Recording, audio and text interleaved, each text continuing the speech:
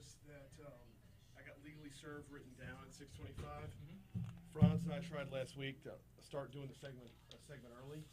It's just you always have more to talk about. Right. When you're given. Well, I don't know if he's going to be here in time this morning.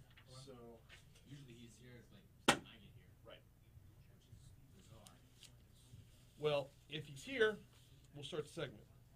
If he's not, I've got two cuts from Senator Cassidy that I emailed you last night. Which I have right there. Good deal. If not, if he is here and we do the segment, then I got to find a spot to do that. The Cassidy cuts, because I spent time cleaning them My up. Adobe Audition is filled with the room right now. With the 9 Governor Edwards cuts. 9 cuts, Tom Brady, Weather, David Rudolph, or David S. Rudolph, excuse me, and the 2 Cassidy cuts. Hey, got one more for you. We're live, by the way. Oh, thank you for letting me know.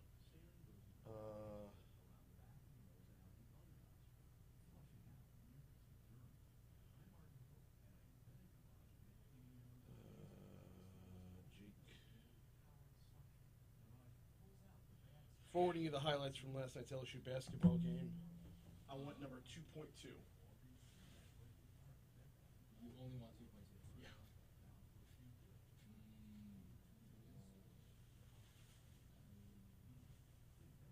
It's not on here.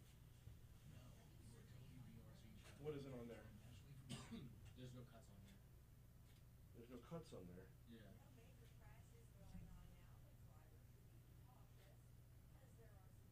It just says please see attached, but there's nothing attached. Shit. You can look yourself real quick if you. I trust you.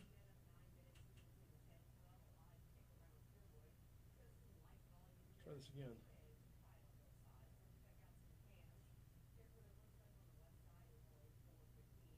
And it's Fabre. Fabre, but yes. Oh, okay. See, I know Fabre.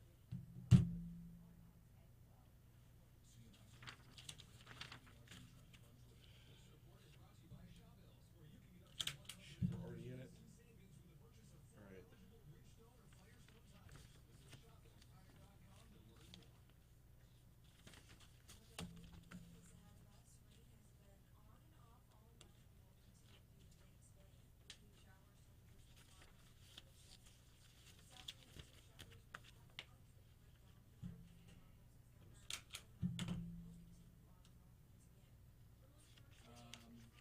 Yeah, actually, no, no, no. Did you? Oh, okay. 2.2, you said? Yeah. Are we on a losing streak right now? 2 games.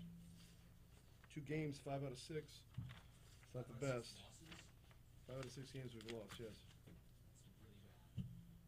Yeah.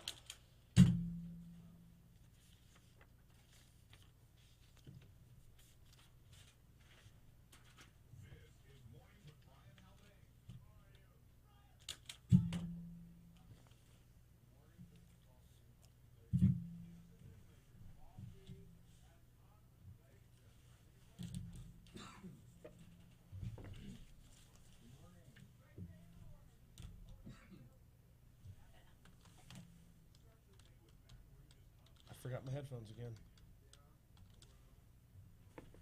I'll just do it without. You went at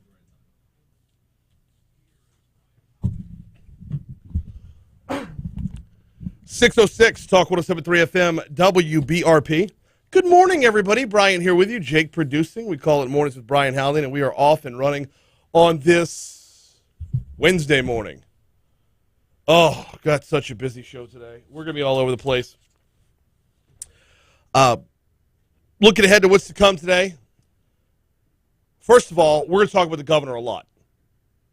In fact, Attorney Franz Borghardt, when he joins us for Legally Served, that's pretty much going to dominate the conversation. There's a few other topics we might cover as well, but that is going to dominate the conversation. Governor John Bel Edwards held a press conference yesterday addressing the allegations that he was involved in some sort of cover-up, addressing the allegations that he in some way, shape, or form interfered with state police's investigation into the death of Ronald Green. The governor has not just stated that he had nothing to do with anything, but has iterated and reiterated that he had no level of involvement with any sort of cover-up based on his re-election or any time since then when it comes to what he knew and when he knew it in the death of Ronald Greene. Tell you what, we'll dive into that a little bit later on this segment if we can get to it. Let's go through the rest of the rundown as well. Along with Attorney Franz Borghardt, we are going to have a ton of audio from the governor. Like I said, that's going to be coming up at the 7 o'clock hour. D.C. Current with Congressman Garrett Graves. Going to have Garrett on at 7:35. Looking forward to this one. It'll be the victory lap after Washington Mardi Gras, and then a very somber look at the Comey Diversion Canal, as it does not look like it's going to get done this year, or completed by the end of this year. Although, at this point, who's really counting, right? I mean, this has been multiple decades in the works. What's one more year going to do? In our 8 o'clock hour, have you heard about Tech Next? This is kind of cool. Tech Next, they put out their agenda. Their registration deadline is approaching. They're presented by ExxonMobil. This is an exclusive conference focused on the evolving relationship between technology and manufacturing. We're going to have Stephanie Cargile and Connie Fabre on in our 8 o'clock hour to talk about it. Tech Next is coming up in the very near future. There will be a number of presentations along the way. We will dive into that fully in the 8 o'clock hour to talk about what's coming up for Tech Next. Then we're going to wrap things up today, guest list-wise, with David S. Rudolph. David Rudolph is a criminal defense attorney. Yeah, I know. We're going to lead the show and end the show with a criminal defense attorney. David is a criminal defense attorney. He's also the author of the new book, American Injustice. Some pretty nasty behind-the-scenes stories from the world of crime and punishment. And there seems to be a lot of that going on, so I figured, hey, why not?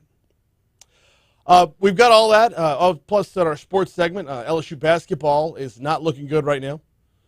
Last night, rallied in the second half, to be sure, but came up short against Ole Miss, a team that they should have just mopped the floor with. Xavier Penta was back from injury, but nonetheless, LSU coming up short last night. We'll have more on that in our sports segment in a little bit. Also, and I don't know if we're going to have time for it, but it's National Signing Day. I mean, this is one that kind of slips beneath the radar at this point because of the early signing period, but it is National Signing Day, and Brian Kelly looks to round out his first recruiting class, minus the transfer portal, round out his first recruiting class today. What's in store for LSU? We'll dive into it a little bit before the show is all over with. That plus we'll have top stories and trending. We will have the outside in. Jake will have this day in history and a whole lot more coming your way throughout the morning. So, Governor John Bel Edwards held a press conference yesterday. I'm going to do about 60 seconds on this before we have to break. Talking about what he knew and when he knew it when it came to the Ronald Greene investigation. Got a text message when it happened. Year and a half later, there's video. The text message never mentioned Ronald Greene by name. The governor said in his press conference yesterday, hey, I get a lot of texts. Get a lot of texts from Kevin Reeves, the superintendent of state police. When we unpack all the audio, you can hear from the governor on that. Meanwhile, members of the Legislative Black Caucus are demanding transparency in the Ronald Greene death investigation. This was during a closed-door meeting yesterday. Our news partners at WBRZ reporting on it. Quote, I think the citizens of Louisiana deserve that as well, said Edmund Jordan, a Democrat and member of the Legislative Black Caucus. Anything less than full transparency is unacceptable.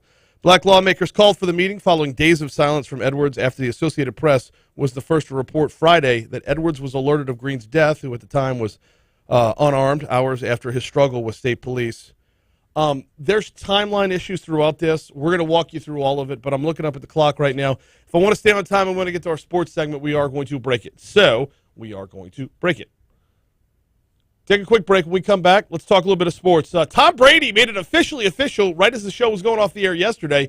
He's retiring. We've got that and more coming your way next on Talk 107.3.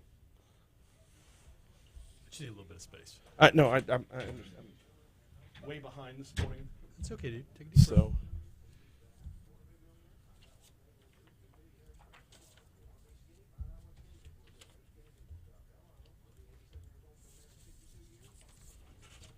Let me go get my headphones. I'll be right back. I'll get back into sorting all this.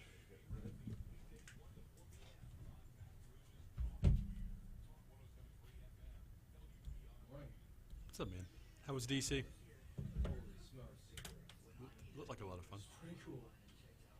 I've never been to DC Mardi Gras before, so. Yeah, that'd be nice. It's a lot for sure, but honestly, it was probably one of the best times of my life. Awesome, man. And congrats to your girlfriend for being Mardi Gras royalty. That's it. I mean, that's a thing. Yeah. How old is she? She's 21. Yeah, dude. That's a milestone in life. Yeah. What was she? She's the queen. Yeah, dude. Queen of the Mardi Gras at DC Mardi Gras Ball. Yeah. Our crew. Yeah, that's Not bad. huge. Yeah, I didn't realize how big of a deal that was because I'm not from here until I started telling like my friends. Yeah, dude. They were like, "Are you kidding me?" I was like, It's a nice little. "I'm a lucky man." I'll just leave it at that. What? It's a nice little. So, I don't know if y'all are talking about this during your segments, but What? what do you make of the whole Brian Flores versus NFL thing? I'm not. I don't know. I don't have time to. I was asking Franz. Oh, I don't think he knows it. Have you heard about it? What happened? Brian Flores, black NFL coach who just got fired from the Dolphins job, did interviews with other teams looking for a head coach. His resume is very good, on the teams especially. But he claims that the interviews were mock interviews and he was never going to get hired, so he just sued the NFL and the teams that he interviewed for alleged racism. And the NFL immediately responded within about 2 hours that the accusations are without merit within 2 hours. Well, right. Okay. NFL has something called the Rooney Rule. The Rooney Rule states that every NFL franchise has to interview a minority client or a minority prospect to be the next coaching hire every time there's a coaching vacancy out there. Any coaching position of the team. Head coach. Head coach. They have to interview a minority So, prospect. so a rule that requires An interview. an He got interview. one. He got an interview. Got two, actually. Is there anything else required by the rule? No. No, Right. technically no. I don't know enough about football to really weigh in on The that. rest is... Murky. We don't always make decisions on coaches based on ability, though. There's a myriad of things that you would get considered, right? Organizational structure, the working relationship between the owners and the coach. There's a lot of promoting from within, to be sure. And then, but at the end of the day, there are 32 NFL franchises and one black head coach. So the Rooney Rule is stupid on its face because it sets up a scenario in which people go through the motions just for the sake of going through the motions. Tom Brady cut first and then Yes. Chase. Yeah.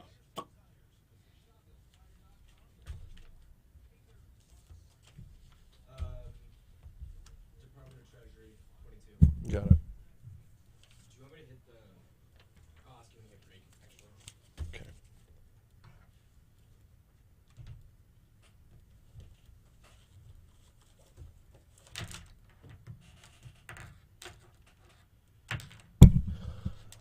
.616 Talk 107.3 FM WBRP Sports Time, and wow, there's more sports than we're ever going to have time to cover this morning.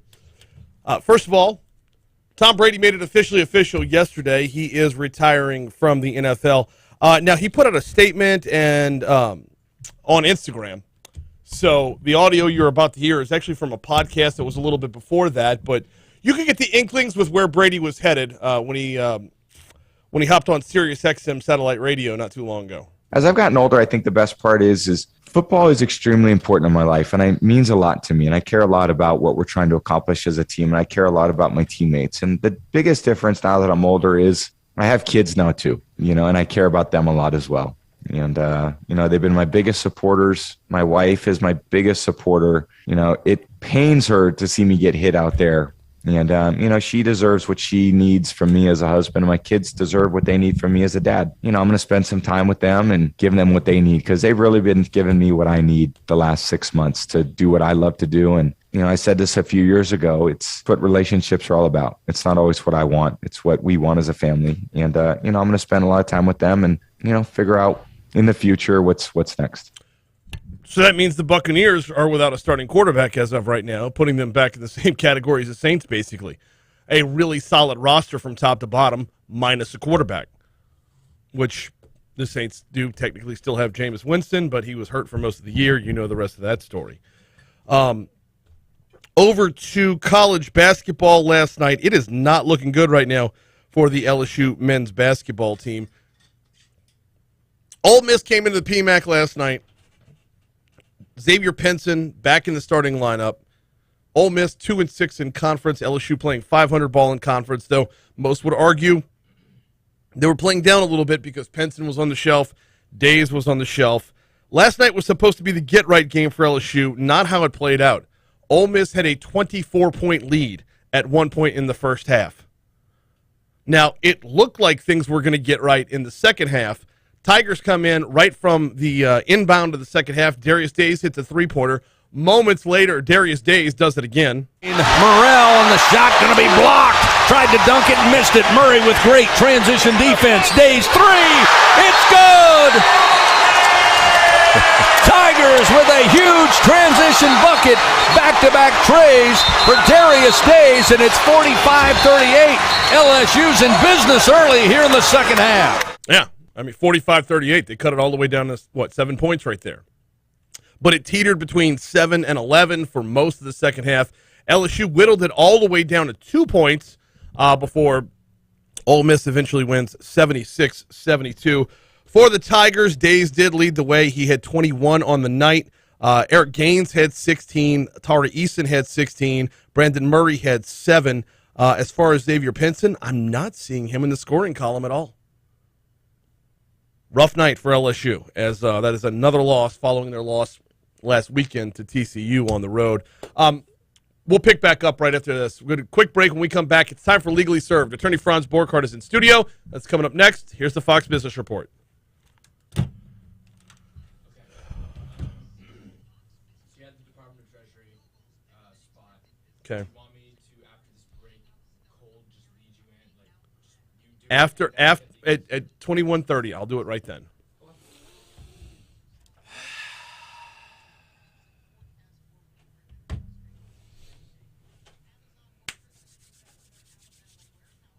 Amped up.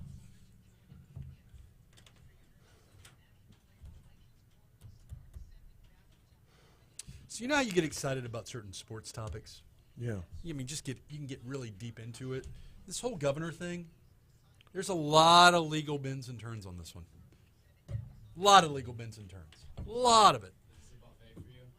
I wouldn't say buffet. It's very interesting how you view a certain issue or two, how that can lead you to one conclusion versus another, which is life in general, but Yes. Yeah, the if and then, the choose your own adventure. well, and then the political machine, 15 seconds. Okay. the political machine does what it does, right? So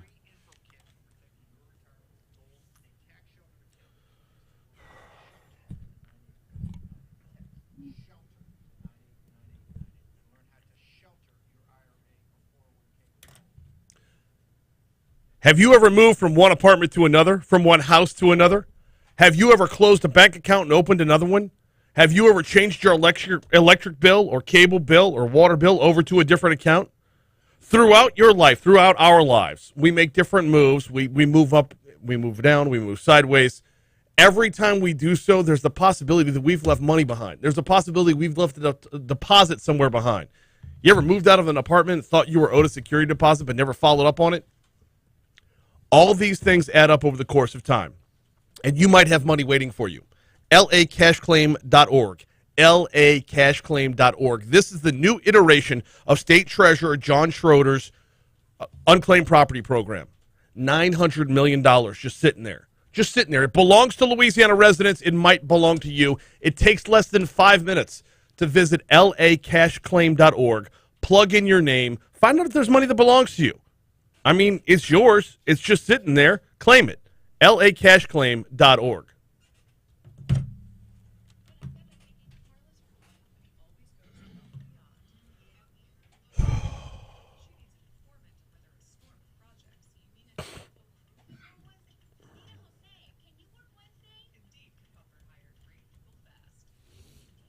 You wanted Rotary today?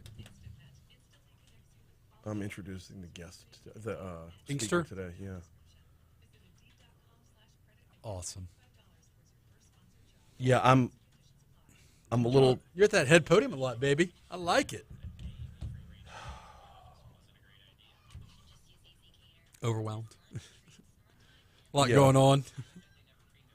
Yeah, I looking back on it, I should not have worked at LSU last night. I didn't get to bed till almost 1:30, which means I didn't get to sleep until almost 2:30.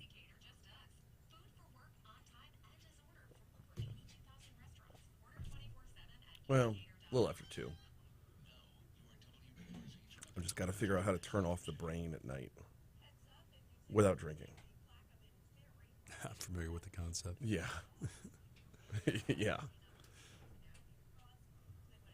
I mean, if I had enough hours, sure. But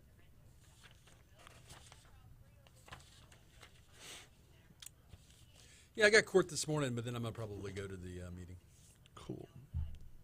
I got a busy day. And then tomorrow I'm going to go to Catahoula. Inkster's a legend. I don't like. I wrote out what I was gonna say, and then I just deleted it all and threw it away. And I'm gonna do it again after the show this morning. President of Louisiana Radio Network, Tiger Egg owner, president, host of Talk Louisiana, political analyst for 3 decades now on WAFB. But more than that is like everybody in our business like has either worked for him, worked with him, or learned a shit ton from him. Dude's a legend.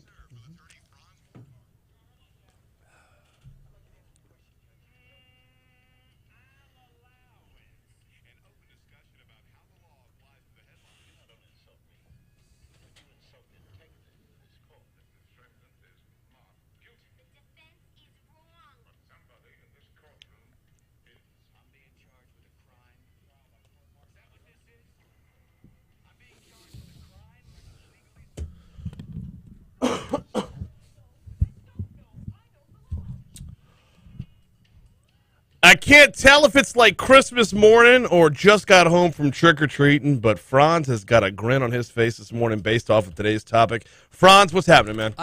First of all, to the listeners, to the viewers on YouTube, good morning. I like good legal topics. I like rabbit holes I can go down that genuinely I have nothing to do with and no bone in the fight. Politically, this governor's issue. Oh, yeah. Wow. Oh, yeah. Wow. You've got the NAACP basically looking at a Democratic governor and saying, "Do better." We want transparency. Yeah. You've got some hard-hitting Republicans saying, "Hey, we need to do something about these civil rights issues and transparency." I love it. I love it. It is a. They always say that politics makes for interesting bedfellows. Yeah. This is one of those ones. It's like the Republicans and the NAACP holding hands, frolicking in a field. It's great. There will be a turning of the tide, but that's a political topic. Let's dive into the legal side of this. Right, absolutely. I'm here, and look, that's a disclaimer. Yes. I'm only going to address the legal side of this. Yes. Not what should happen or what should have been done, what must be done by law. Yes. Now, we are going to take this down a few paths that might not be 100% legal analysis, but as an experienced courtroom attorney, there are some questions I want to ask along the way. Let's start with the basics. House Speaker Clay Scheck-Snyder said on Monday the legislature has a responsibility to seek the truth about Governor John Bel Edwards' participation in a possible cover-up about how Ronald Greene died, citing the findings of a recent Associated Press story. Let's start there. What does, if Clay Scheck-Snyder or anybody were to pursue this from a legal perspective, what do they have to prove and to what extent? Well, an inquiry, an investigation requires no proof. It's just an inquiry. It's going down a rabbit hole. You can do that before the legislature, and you can, just like congressional investigations, you can subpoena people, make them show up, make them testify. However, if there's a criminal investigation, witnesses have the right to say, I'm not answering these questions. There's a pending criminal investigation, Yes. which, of course, the optics of that are horrible. Yes. Because whenever anybody pleads the fifth, you might as well say, I'm guilty, even Right. though it's a vested constitutional right. Especially if you're one who's in the public light. Right. So the first question is, what is the investigation really about? Is it about what the governor should have done versus what the governor must do by his oath of office as governor, his duty? Right. Duty with a capital D. He swears at the oath of office, he swears to uphold the laws of the state of Louisiana and the Constitution. Yes. That's serious. That's a serious thing. What must the governor do?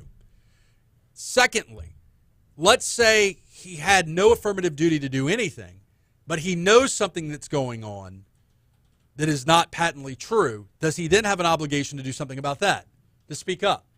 Or does he have no obligation to do that? In his reply, and I know I'm jumping ahead a little bit, in his reply he says the governor has never interfered with criminal investigations. Right. Interference. Well, is speaking up interference? Is speaking up clarification? Right. Is not speaking complicity? These are all interesting legal questions because at the end of the day, if he has no duty to do anything, well, it's a political issue, it's a ethical, moral issue, but it's not a legal issue. If he has no duty to do anything, if he has no duty as governor to say, boo one, thank you for, by the way, state police, thank you for the heads up, go do you. Does he? Does he have a legal I duty? don't know that he does. Interesting. I don't know that under the law the governor has a legal, key being here, a legal duty to say anything if there is a pending criminal investigation or a pending civil rights investigation by the federal government. If he says something, is he not politicizing the issue? Okay, we got 1 minute till our first break. Sure. And by the way, for those that are just tuning in, thinking you're ahead of the game on Legally Served, we've moved it up by a segment because Franz and I always run out of time. So it now starts at 6:25. You can catch up on YouTube later on. If you're not watching on YouTube, you need to be, because as we head into this news break, I'm going to tell you right now, this conversation is not going away. It will continue throughout the news break, and then we will continue after the news break. We're checking CBS News, our own local news, traffic, and weather, and then Legally Served will continue after this. I will tell you this is not the only thing you're going to hear about the governor's press conference from yesterday and the ongoing inquiries into Ronald Greene's death. We're going to have audio from the governor in our 7:15 segment. He held a 50-minute press conference yesterday.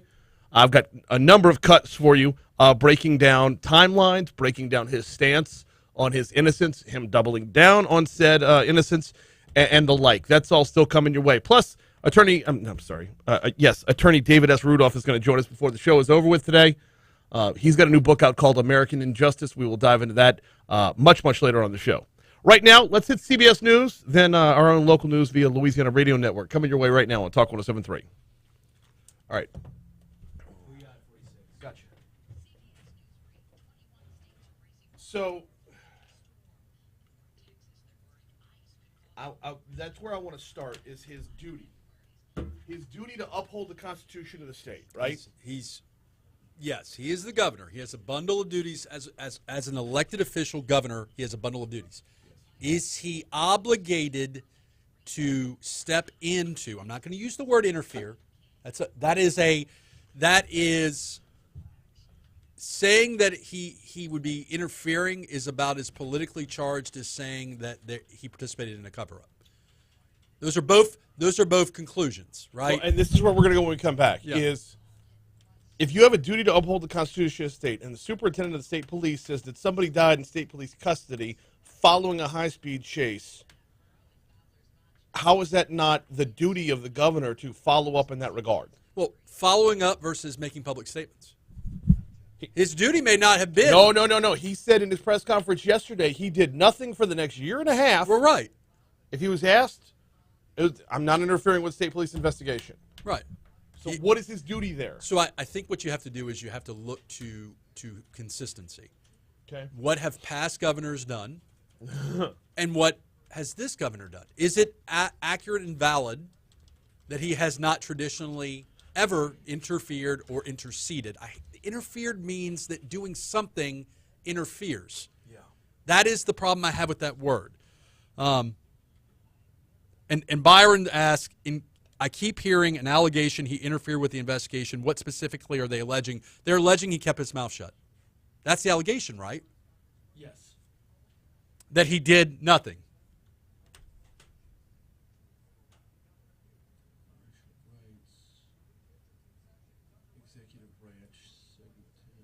Oh, you pulling up legislation? Oh, man. State Constitution. Well, his oath of office is he has to uphold law of Louisiana and the Constitution. The specific duties, though, are going to be enumerated in that document.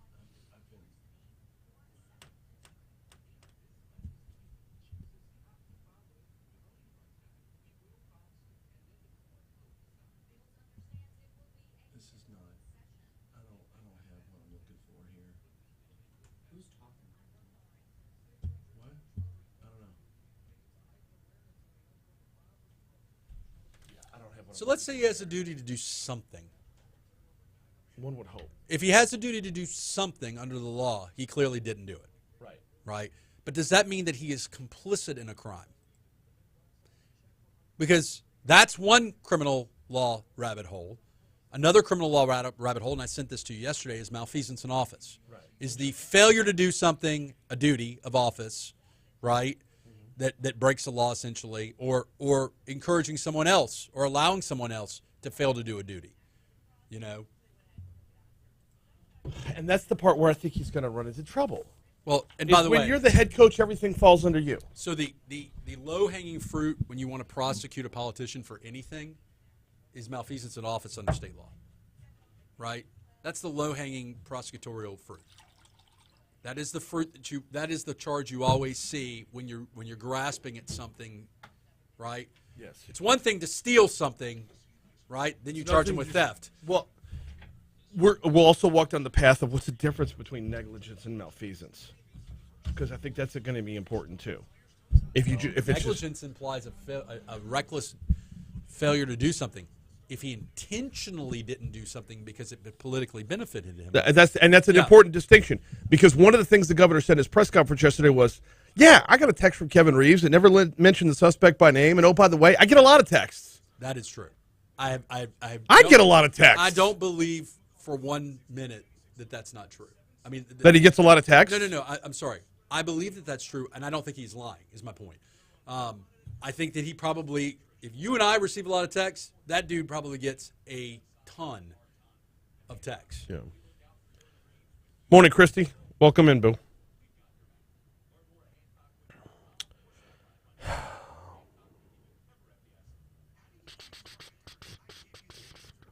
Oh, did I? Well, Byron, not commenting on an ongoing investigation and not interfering, to me, that might be different things. But I don't Hugely different. Yeah, I don't necessarily disagree. And the other part of this is how much cover does the governor have when he comes out and says, "I'm not interfering with the investigation. I'm trusting that the state police are going to get it right."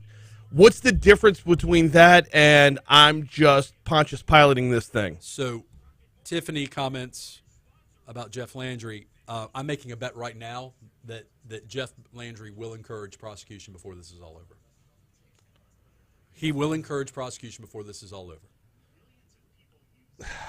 Oh, that's so low hanging for him. Why wouldn't he do that? Because it's an office he's about to run for. So what? I can do a better job. Prosecute John Bell Edwards. That's going to be the political pathway, right?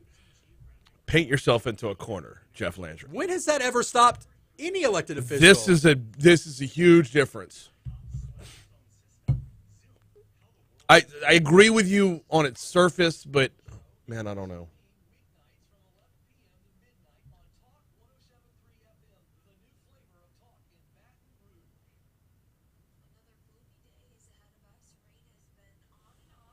It is kind of gloomy outside. Oh, it's going to suck today. I'm like looking for Kevin Spacey to commit more murders and then find somebody's head in a box. Yeah, that was a show. That wasn't real, right? Yeah, I know, but the whole movie, it rained. It more rained. likely Kevin Spacey to sexually assault or harass a whole bunch of Wasn't people. he exonerated of that? He was cleared. Yeah. Well, cleared or cleared with a small c?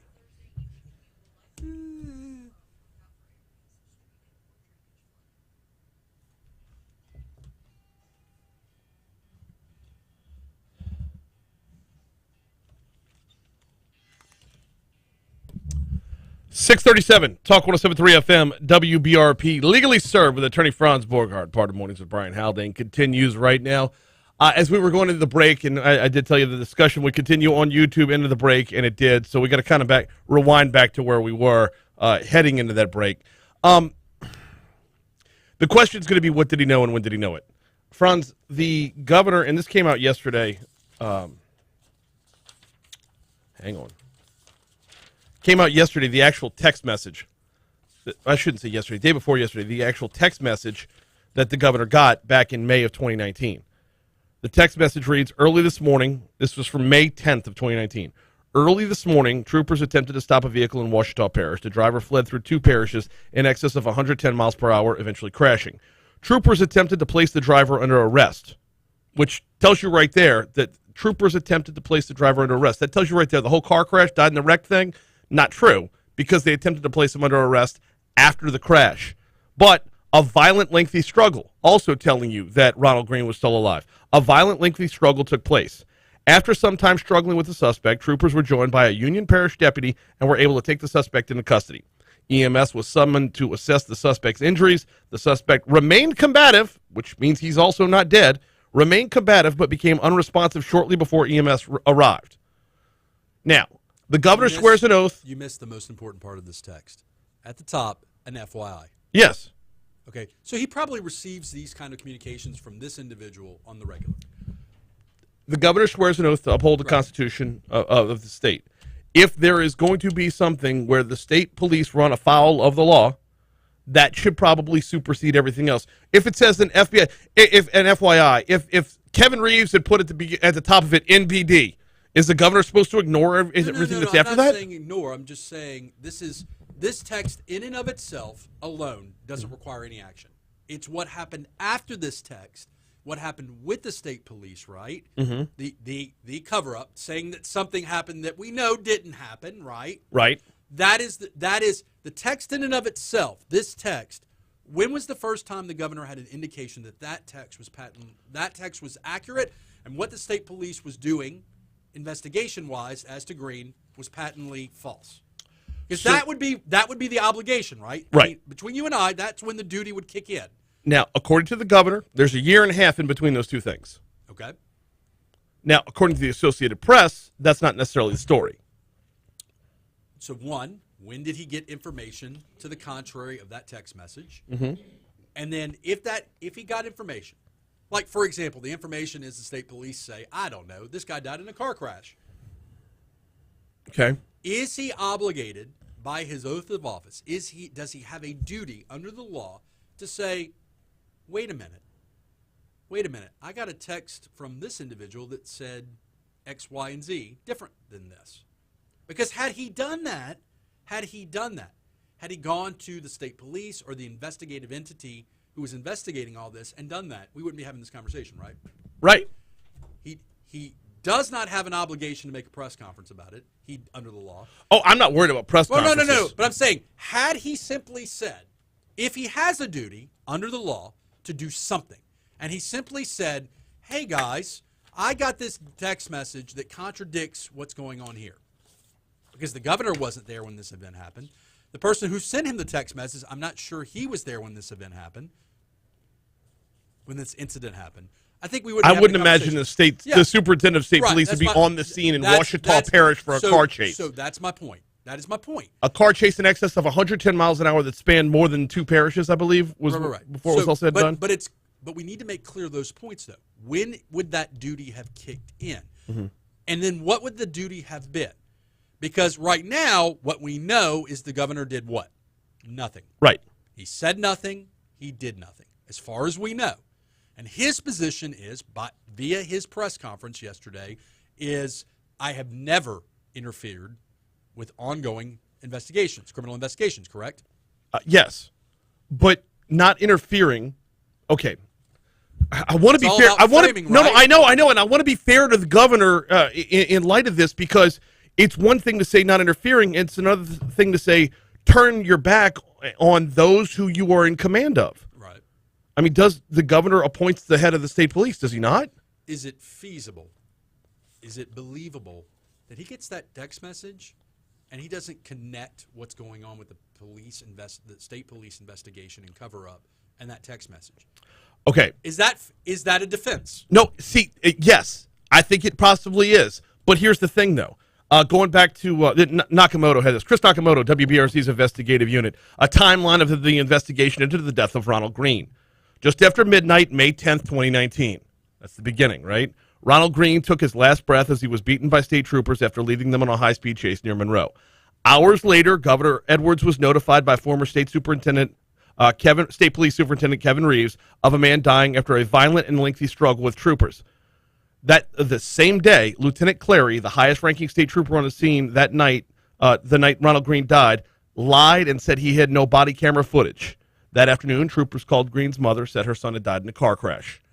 1 week later, former Troop F Commander John Peters reportedly told Albert Paxton to hide incriminating body camera footage of troopers.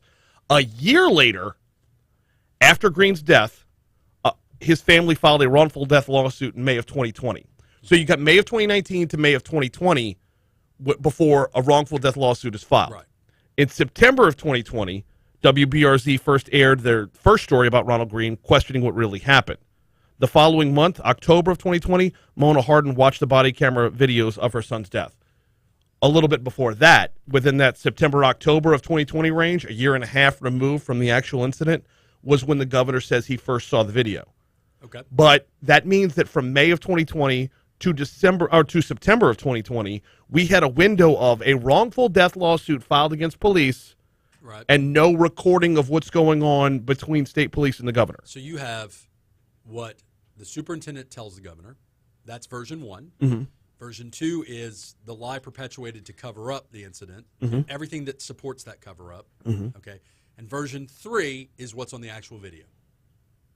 Can we agree that there's three different iterations of what may have happened on this case? Right? Yes. Okay. At what point does this elected official, this governor, at what point does the governor have a duty to do anything under the law with regard to this? That's question one. And if he has a duty, what is that obligation? Is the obligation to simply go to an investigating entity and say, this is a nugget of evidence. This is what I was told. And again, we're focusing on what the law requires, not what he should have done as a good elected official. A good elected official, arguably, and I'm not here to talk about that, might have done a myriad of things. Might have made a press conference, might have said something, may have done some grandstanding, may have done all sorts of political things to capitalize on this or to support justice. That is what he maybe should have done, but what does the law require him to do? Does the law require transparency?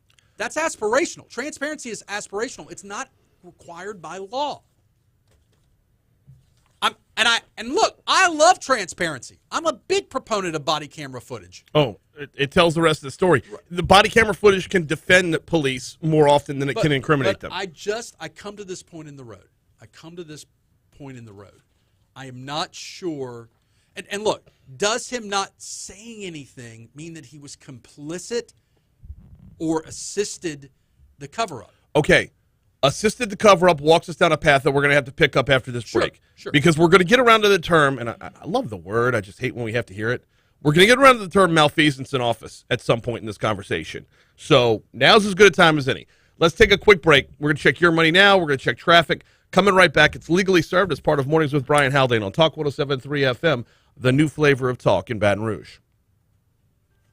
Hey, if I got room on the back end, I'll do my mooyah here. If not, I'll just give a little teaser and come back.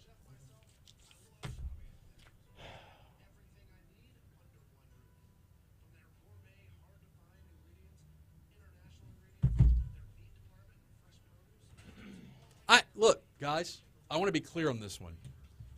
I know everybody thinks I'm this big, giant, bleeding leftist, Well, that's only because you are. No. I'm a mercenary. Any way the wind blows for me. Yeah. I can see a political maneuver in trying to prosecute the governor on this. I can see a clear defense to the governor being criminally prosecuted. I can see both sides trying to maneuvering wise. The governor has some good defenses, right? Yes, he does. But can you hide behind a legal fence post? Well, but is he really even concerned about the law? Is he more concerned about the politics? Okay, if you're concerned about the politics, then you should have responded to this shit in 2019. Right. Because, and I want to bring up time and place Okay. because of this as well. There's no way you can remove. I got a text saying that someone died in the custody of state police after a high-speed chase. I got a text saying that in the wake of where we are socially with the defund the police movement, with George Floyd's death and everything that's come because of that, any text or anything that says died in the custody of police ought to rise to a level of importance just because of where we are in this society. Now, legally, where we are in 2019 versus where we were in 2012 or 1950, I don't know that makes it, 1974 makes a difference. But socially, I think it kind of shouldn't it?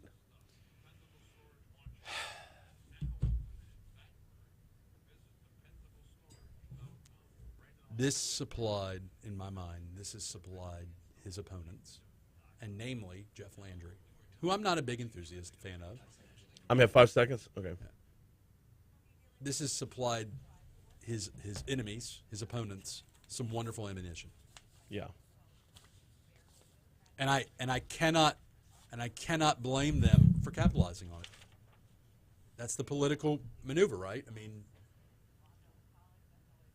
and it's not just Republicans. It's the NAACP who's also saying, shame on you. What are you doing?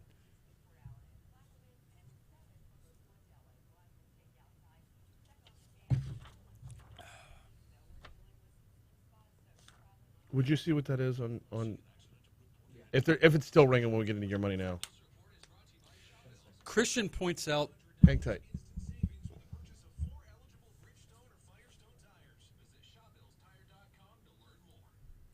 We will continue the conversation right after Your Money Now on Talk 107.3. Christian writes, why is the focus so heavily on the governor and not these crooked cops who actually committed these crimes? The whole conversation seems politically slanted against him. I certainly am more interested in getting unlawful law enforcement officers prosecuted and handled than I am this. Are you, though? I am. Okay, then why did Ed Ogeron's name ever come up in sexual allegation charges and all the Title IX stuff at LSU? Ed Ogeron wasn't on the scene for any of the accused incidents, but he was the head coach at the time. So why would his name come up? Does the captain go down with the ship? Is that what you're suggesting? That's where we're going with this. That's where I was going earlier when I said when you're running things. His responsibility in this is far less culpable than the police officers that did this and the cover-up. Mm-hmm. Which is worse, what happened to Mr. Green or the subsequent cover-up? Oh, it's both. Always the cover-up. Well, I think both are equally reprehensible. From a ramification standpoint, the cover-up always gets you. Well, it destroys and erodes public trust. Yes. Yeah. Who called? Who was the call? Okay. He said you had a hot mic, but your mic was off. He said he said shit on air. You did. It's okay. Did he actually? No, not on air. I don't know if it was on air or not. Your mic was off on air during the break. Because I put you back on. I'm just going to go out on a limb here because I can say this. You can't say this. A person that takes the initiative. I'll look at it on Starlets afterwards.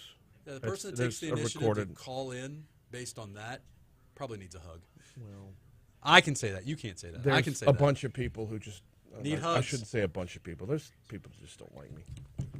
Got your lunch plan set for today? Might I suggest Mooyah Burgers, Fries, and Shakes. They've got two locations. One is on Seagan, just north of Industrialplex. The other is on Bluebonnet at Highland Road. And what you're going to get at Mooyah? Best burger around.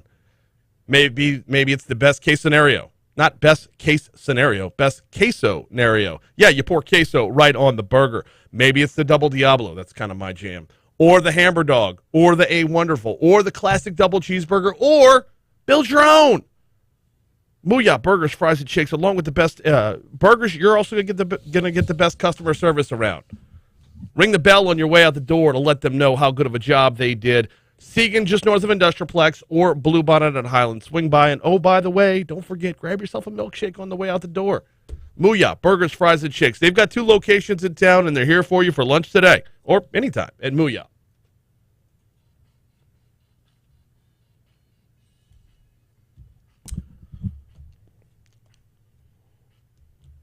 All right, we got one segment to go for Legally Served with attorney Franz Borghardt. Brian Haldane here with you, along with Franz. Okay, we've got to get around to the discussion about the term malfeasance in office, because I'm sure you're going to hear this term a lot in the very near future. What's the difference between he ignored a text and malfeasance in office? So malfeasance in office, which you brought it up and I sent it to you last night, only in so much as that's the catch-all crime, right? When you want to prosecute, and I'm here to talk about law. Mm-hmm. I'm not suggesting the governor should be prosecuted. I don't know that there's enough to prosecute the governor. But under the law, malfeasance is essentially the catch-all for politically elected officials not doing something they're supposed to do. Or so negligence would fall under that? Well, is it negligence or is it an intentional act? I don't know. Does it matter when it comes to malfeasance? So intentionally, number one, intentionally refuse or fail to perform any duty lawfully required of him as such officer or employee. Or number two, intentionally perform any such duty in an unlawful manner. So the law, first and foremost, says if you refuse to do something or you fail to do something that's lawfully required for you, which, by the way, why have I been harping on what is he lawfully required to do? Yeah. That fits into the framework of is it malfeasance or is it not? Number three, knowingly permit any other public officer or public employee under his authority to intentionally refuse or fail to perform any duty lawfully required of him or to perform any such duty in an unlawful manner. Oh, now we've got some gray area here, Franz, because you could knowingly allow someone to do something simply by not interfering. Right. It's a pickle. If this goes full circle to what I've said. One, malfeasance is the low-hanging fruit. If you want to prosecute someone and there's great evidence or evidence, malfeasance is the way you go after a public official. Number two, if you want to prosecute based on the failure to do something on a text message receipt in a bigger cover-up investigation, your vehicle to do that would be malfeasance. Now, there's probably federal law that would also be at play here, too, under federal civil rights. Mm-hmm. But under a state criminal prosecution, which is, by the way, Jeff Landry as the AG, that's his purview. I know that the Attorney General likes going off reservation and going and doing stuff that has nothing to do with state law. But state law-wise, malfeasance in office is under our state law. Yes. Okay. Could those two, the failure to do something or failure to make somebody else do something, could that work here? Maybe so. When it comes to that second part about where you can ignore it and still be guilty, does the overall bigger social picture factor in? Obligated to do something under the law? Does he have a duty to do something? Or can we just agree the right thing to do, not lawfully? We shouldn't have to have a law that says, hey, you see a cover-up, you smell a cover-up, you're the governor, you do something. Okay, so if you get a text that says, suspect died in police custody, and bear in mind, this is 2019 when this happened. This is the height of the defund the police movement. This is the wake of George Floyd's death and so many other, the handful and a half of other suspects dying in police custody. This is the height of that. Why would that not trigger off the exact same alarms that say, maybe I should dive into this one? Not say, maybe I should just trust the process. How do you determine between those two? It's a good question. It's a great question. I am predicting right. I'm pretty good at predictions. We got a little bit of time. I'm predicting right now that someone with the last name of Landry, I'm predicting right now that he is going to use the word malfeasance in office before this is over. I'm hard pressed to argue with that. It's too good. He Here's can't the thing. resist. He won't be able to the gig. resist. He wants the gig. You would paint yourself in a corner politically. Right. Well, okay. So if you're going to go after impeachment of the governor for this, that's one thing. Right. If you're going to go after, which by the way doesn't involve a full-blown criminal investigation, which is impeachment is different than prosecuting. By the way, is that DA in that parish going to prosecute the governor? Will they recuse themselves? If they recuse themselves, is Jeff's office going to prosecute the governor? It is important to note that as Attorney General, Jeff Landry's job is as the top attorney of the state. He's not the governor's defense attorney. Correct. That is well. He needs to. Governor should hire an excellent, we've- exceptional criminal defense attorney. But that being said, it would fall if the DA's office in that parish would recuse itself. It falls to the AG's office, not necessarily the AG, but one of his prosecutors, his assistants, to prosecute that or to explore that. If that's where we end up, I think that's an important distinction to make, because you've taken the AG to task in the past when it comes to the pandemic and where the AG has felt the governor has overstepped his bounds. Right. Well, in that particular instance, just like in this instance, the AG is not the governor's attorney; he's the state's. I am predicting. Secondly, how much time we got? Secondly, I'm predicting the political fallout from this will be much more severe than any kind of legal fallout. I don't know at the end of the day that any of this leads to any kind of valid prosecution. I can see an argument for prosecution as to what we read under malfeasance. I don't think it leads to any of that. I think what it leads to is a political fallout. Right. What I did to get elected back then, or what I didn't do that helped me get elected back then, and what happens now. This is where we're going to call it, because I need to leave 30 seconds for you to tell me what's coming up on Go Rouge this week. So Go Rouge this week, we're going to have some new entrepreneurs on. I'd like to do some Black History Month stuff. I mean, it's Black History Month. It's February. It is. So I'm trying to get some guests lined up to talk about that. So, yeah, it'll be a good 6 o'clock Friday evening, live radio. Friday at 6, right after the Jada Cody Show here on Talk 107.3 FM. He is attorney Franz Borghardt. I'm guessing this isn't the last time we're covering this topic, but right now we got to get you to CBS World News Roundup. Okay, while y'all were doing that segment, I just skimmed through the break to see if at any point your mic was on. It was not on. So if you did say shit, it was during the second part of the research segment, which I don't think you did. I don't think I said shit while we were on the air. I don't know. I'll go back and listen to I've it. never seen you slip, ever. Oh, I've slipped before. Well, since I've been here. Not recently, but it has happened before. Oh, yeah, that's fair. But you never said it over break. Your mic was never on. I put you back on. All right. Those 5 seconds.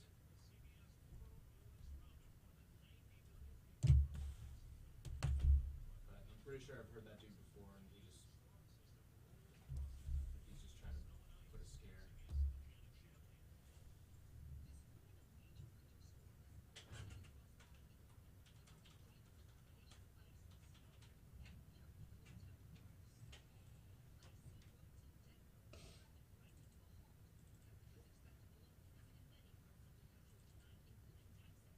All right. So back to Christian's comment about why is the focus so heavily on the governor and not these crooked cops who actually committed these crimes. So, yeah, you know what trickles uphill. Political opportunism. I don't think so. Okay. You mean, when you say political opportunism, you mean on the governor's part to get the old guy out and his guy in? Across the board. Using events to be political springboards. Now, again, failure to do something, obligation to do something, it all comes down to that in my mind. All right, guys, I'll see y'all. All right, bro, later on.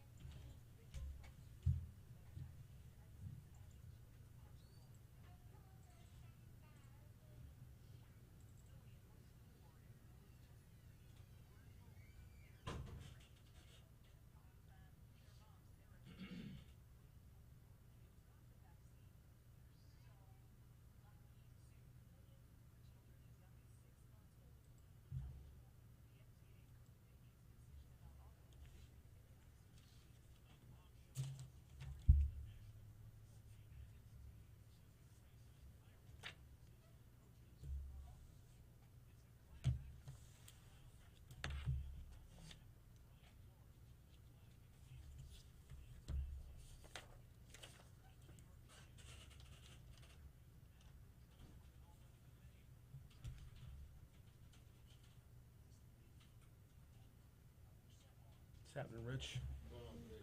Oh, you good?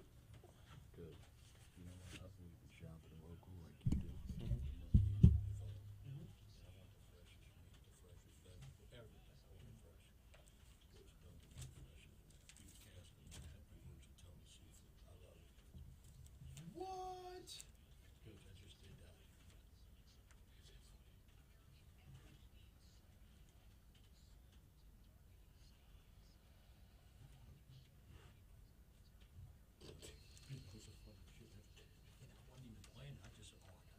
Oh, man. Oh, the poor Pizzolatos. Don't tell me. Rich. Because I said, I'm going there today and get me 6 and then bring them out of the lake. A small creek that empties into City Park Lake. He didn't give you the impression. He needs a quick scoop and score. Why would they include that he works at Tony's Seafood? I don't know. It's just not good. Rich. What do you want me to do? I didn't want to come in here and bother you. I'm just. It says Brown says he enjoys catching his own fish, not fish to Well, sell. Like, but that, like, if I I.e. right, Yeah. bro. Oh, that is too good. That is too good.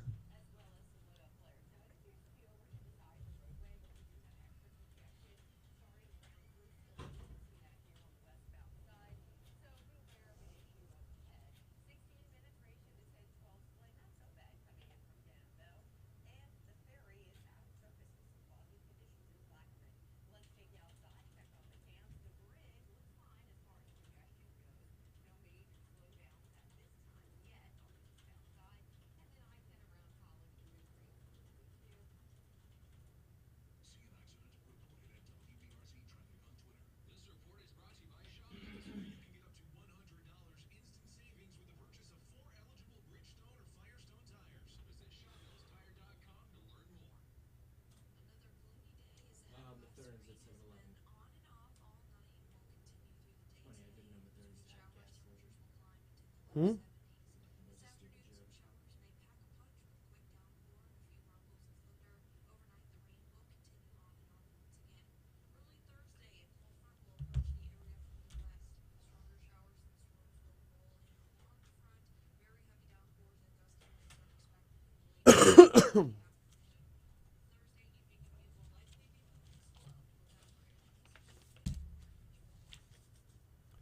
Missing it. There it is. No. Let's say by now you should be able to get on your seat.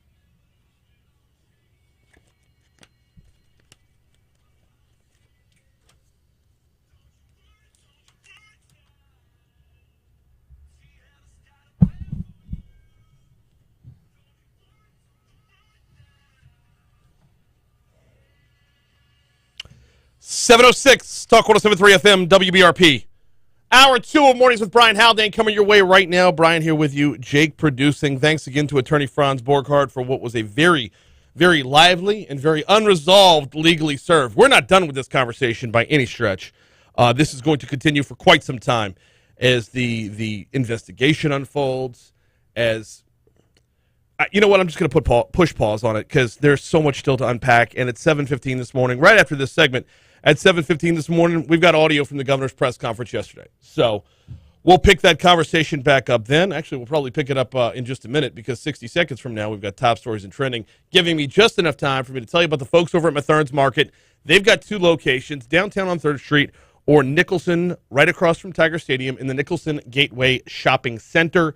The folks over at Methurns, they're here for your king cake headquarters, but that's not just what they're here for. In fact, I stopped by Methurns last night. I was working the LSU basketball game. Methurns is right across the street. Easy peasy for dinner, right? Got myself a poke bowl last night. Yeah, good poke, good sushi right there in the some of the to-go section. Could have grabbed some fried chicken. I went healthier. Could have grabbed some ribs. I went healthier. Slathered in barbecue sauce. They look so good. Went with the poke bowl last night. Yeah. Stop by for a quick grab-and-go meal. Stop by for king cake. Stop by for all your parade essentials as Mardi Gras, well, the parading aspects of Mardi Gras are just around the corner. Downtown on 3rd, Nicholson Gateway Shopping Center, right across the street from Tiger Stadium. Yes, they're on campus. No, they're not just for students. Methurns Market. Top stories and trending. Let's roll.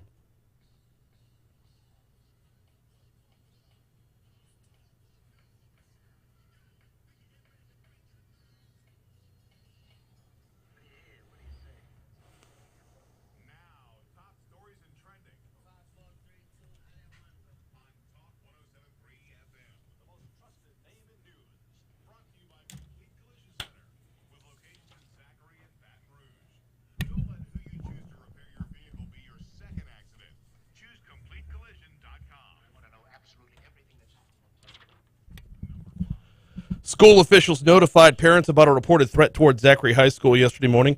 A Zachary Community Schools spokesperson said the alert was sent to parents after the school received threats through social media. A photo circulating online yesterday showed a post on Instagram threatening to shoot up the school. School system said classes were going on as planned yesterday, though the threat remained under investigation at the time. Grabbing this one from the Business Report, Lauren Scott was talking yesterday. The Capital Region's petrochemical industry likely will continue to benefit from low domestic natural gas prices over the next 2 years, said Scott. He told the Greater Baton Rouge Industry Alliance yesterday. Scott also expects natural gas prices will remain high in Europe and Asia, which would benefit Louisiana's industry against international competitors. Natural gas is an important fuel and feedstock for the petrochemical industry. Meanwhile, Scott also said the price of oil is expected to go up, too. A pair of siblings got into a shootout after one of them became fed up with how the other was treating their mother, according to sheriff's deputies. East Baton Rouge Parish Sheriff's Office said Nicholas Johnson, 23 years old, was arrested Monday on charges including attempted manslaughter, domestic abuse battery, and illegal possession of a firearm. Deputies went to the family's home on Rio Drive early that afternoon after Johnson's brother showed up at a hospital with multiple gunshot wounds. Johnson told investigators he had overheard an argument earlier that day during which his brother threatened to harm their mother. He took it from there. Allegedly. Grabbing this one from the Advocate, a DoorDash driver shot at a McDonald's employee after an argument at the store's drive-thru Monday evening. This according to Baton Rouge Police. Officers responded around 8:15 p.m. Monday to a shooting at the McDonald's on Greenwell Springs Road. Don Coppola was letting the Advocate know that. They found one of the store's employees suffering from a leg injury, possibly from shrapnel in the shooting. Coppola said the spat started with a disagreement at the restaurant's drive-thru window, which involved a DoorDash driver who was angry with the contents of an order they were trying to fill. The driver pulled around the store, fired a weapon, injuring the second McDonald's worker, who was a different employee than the one the driver was arguing with. This is an ongoing investigation.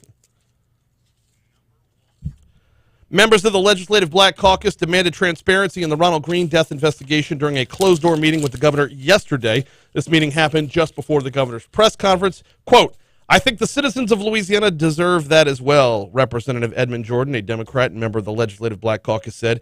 "Anything less than full transparency is unacceptable." Black lawmakers called for the meeting following days of silence from Edwards after the Associated Press was the first to report Friday Edwards was alerted of Greene's death, who at that time was unarmed, hours after his struggle with state police. After that meeting, Edwards, of course, made his first public comments in a press conference. We will unpack the audio from that press conference in our next segment. Those are your top stories. Here's a look at what's trending this morning. ABC News has suspended Whoopi Goldberg for 2 weeks. The suspension was laid down Tuesday night. The actress, Whoopi Goldberg, now a cast member or panel member, however you want to call it, of The View, has apologized for saying the Holocaust was not about race. These comments caused a lot of backlash. She made the initial comments on The View on Monday. The hosts on The View were discussing a Tennessee school board's banning of the book Mouse, a graphic novel about the Nazi death camps during World War II.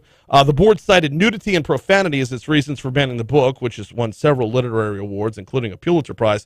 Goldberg said, "I'm surprised that's what made you uncomfortable, the fact that there was some nudity. I mean, it's about the Holocaust, the killing of 6 million people, but that didn't bother you. If you're going to do this, then let's be truthful about it, because the Holocaust isn't about race. No, it isn't about race," said Goldberg. By the way, Goldberg went on to say it wasn't about race because everybody involved was white. She was confronted about that on the show, has since apologized, and now is suspended for 2 weeks. Those are your top stories and trending. I'm going to take a quick break. When we come back from that break, we are going to unpack what the governor had to say in his press conference yesterday right here on Talk 107.3 FM.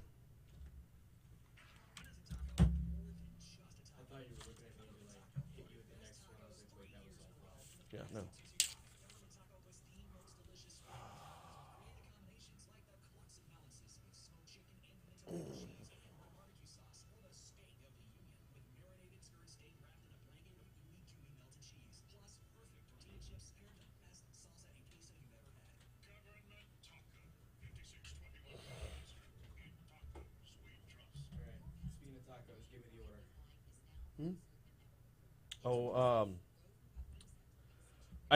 They're going to go in order for right now.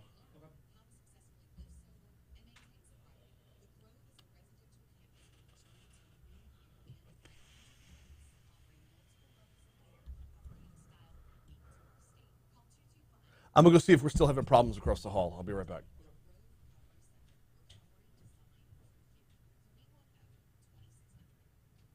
Since the early 1800s, the Selassie family has played a significant role in the retail industry in Louisiana. Stuart Selassie has achieved the Certified Diamond Graduate designation from the prestigious Gemological Institute of America. What that means to you, whether it's appraisals, design, build, repair, or diamond sales, you have an expert you can count on. At Selassie's, you make all the right choices. Selassie Jewelry and Fine Gifts in the heart of the Dittos Rings Antique District. Find them on Facebook. Finding great candidates to hire can be like, well, trying to find a needle in a haystack, but not with ZipRecruiter. Its powerful technology actively finds and invites qualified candidates to apply to your job. So while other companies might deliver a lot of hay, ZipRecruiter finds you the needle in the haystack. See why 4 out of 5 employers who post a job on ZipRecruiter get a quality candidate within the first day. Try ZipRecruiter for free at ZipRecruiter.com/trial. That's ZipRecruiter.com/trial. Now, your WBRZ traffic update from Ashley Fouché. Monitoring an accident that for now is only over to the shoulder on I-12 westbound. This is just before the 10-12 split. At this point, the travel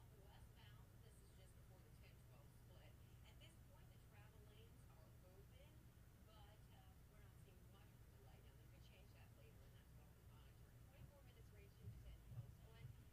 Right now, coming in from Denham, you have those backups, especially between Range and O'Neill. Let's take you outside. Okay. As far as I could tell, I'm hearing him just fine. I'm guessing everything's fixed. I'm hearing him just fine. I don't know. Galen says Whoopi's apology was a non-apology. I hesitated to even do that story. I just the level to which I care about Whoopi Goldberg is so small. I don't think it can be quantified.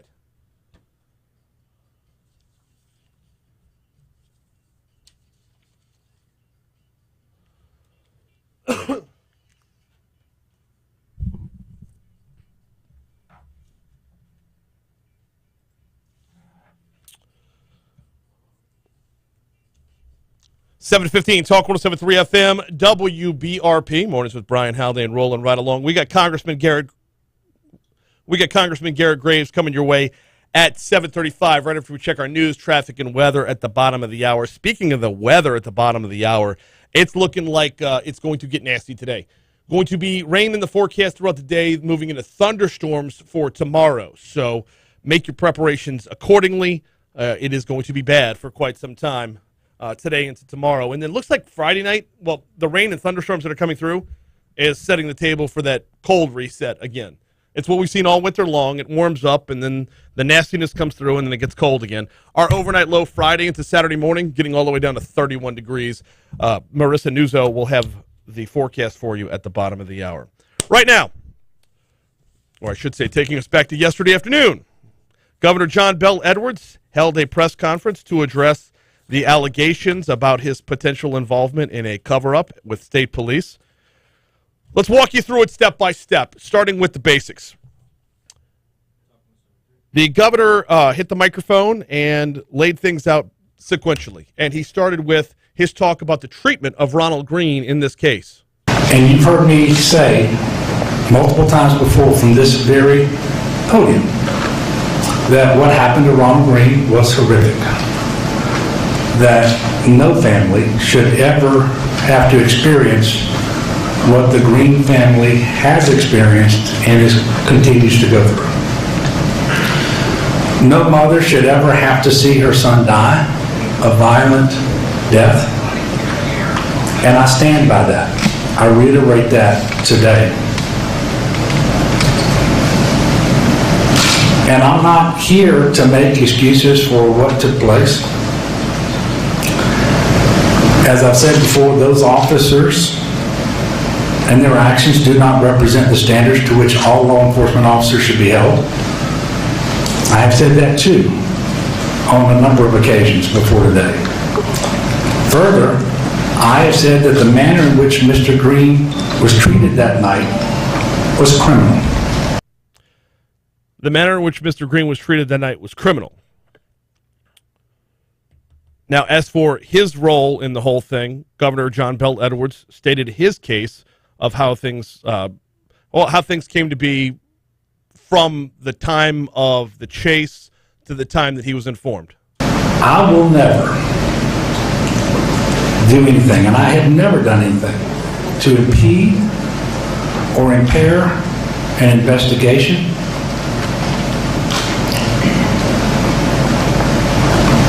I have never done anything to prevent justice from being served.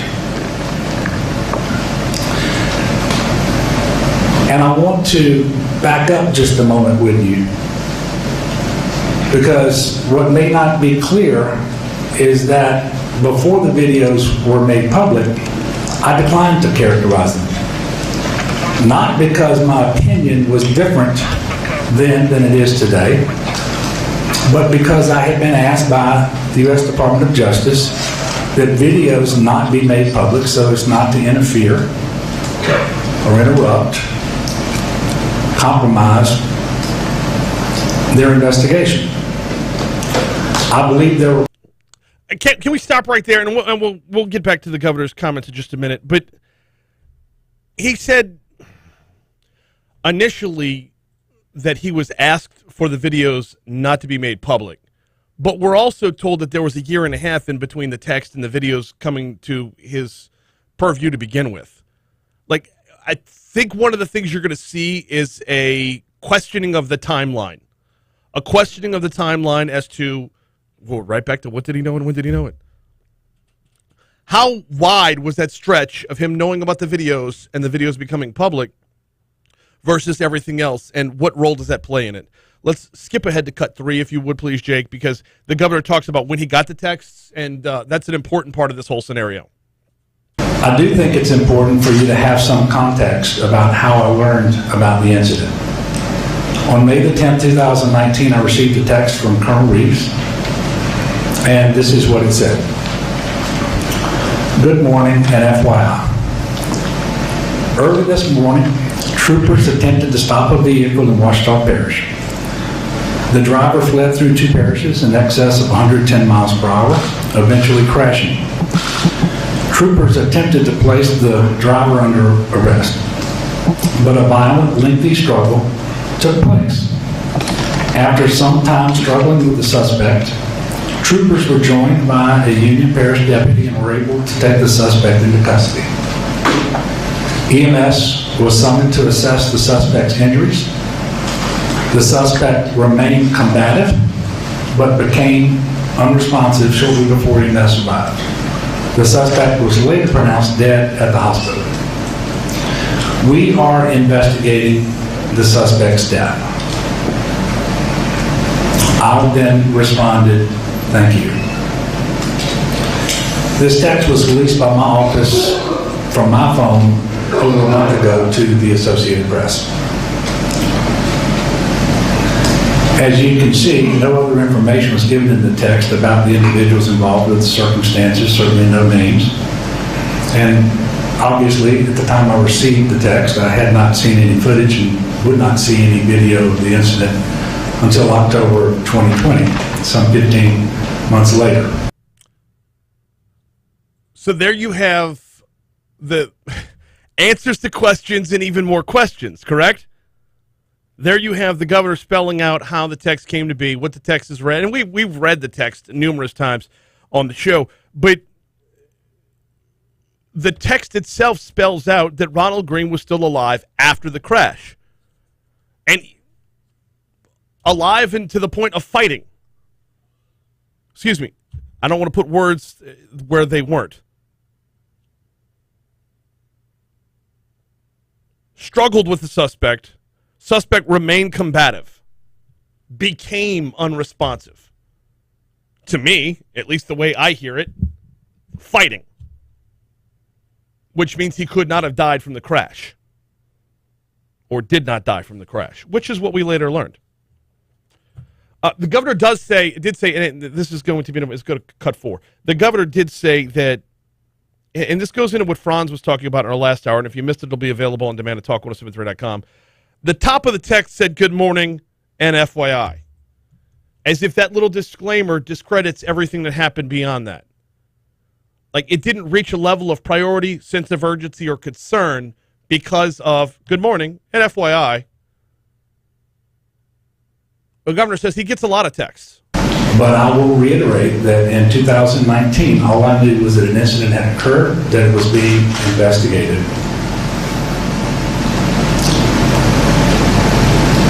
You also need to know that that text was one of many notifications that I received from Colonel Reeves about any number of different issues on a regular basis, whether it's train derailments or bomb threats to fatal crashes to sometimes serious things as officer-involved shootings, or certainly, as in this case, in custody deaths.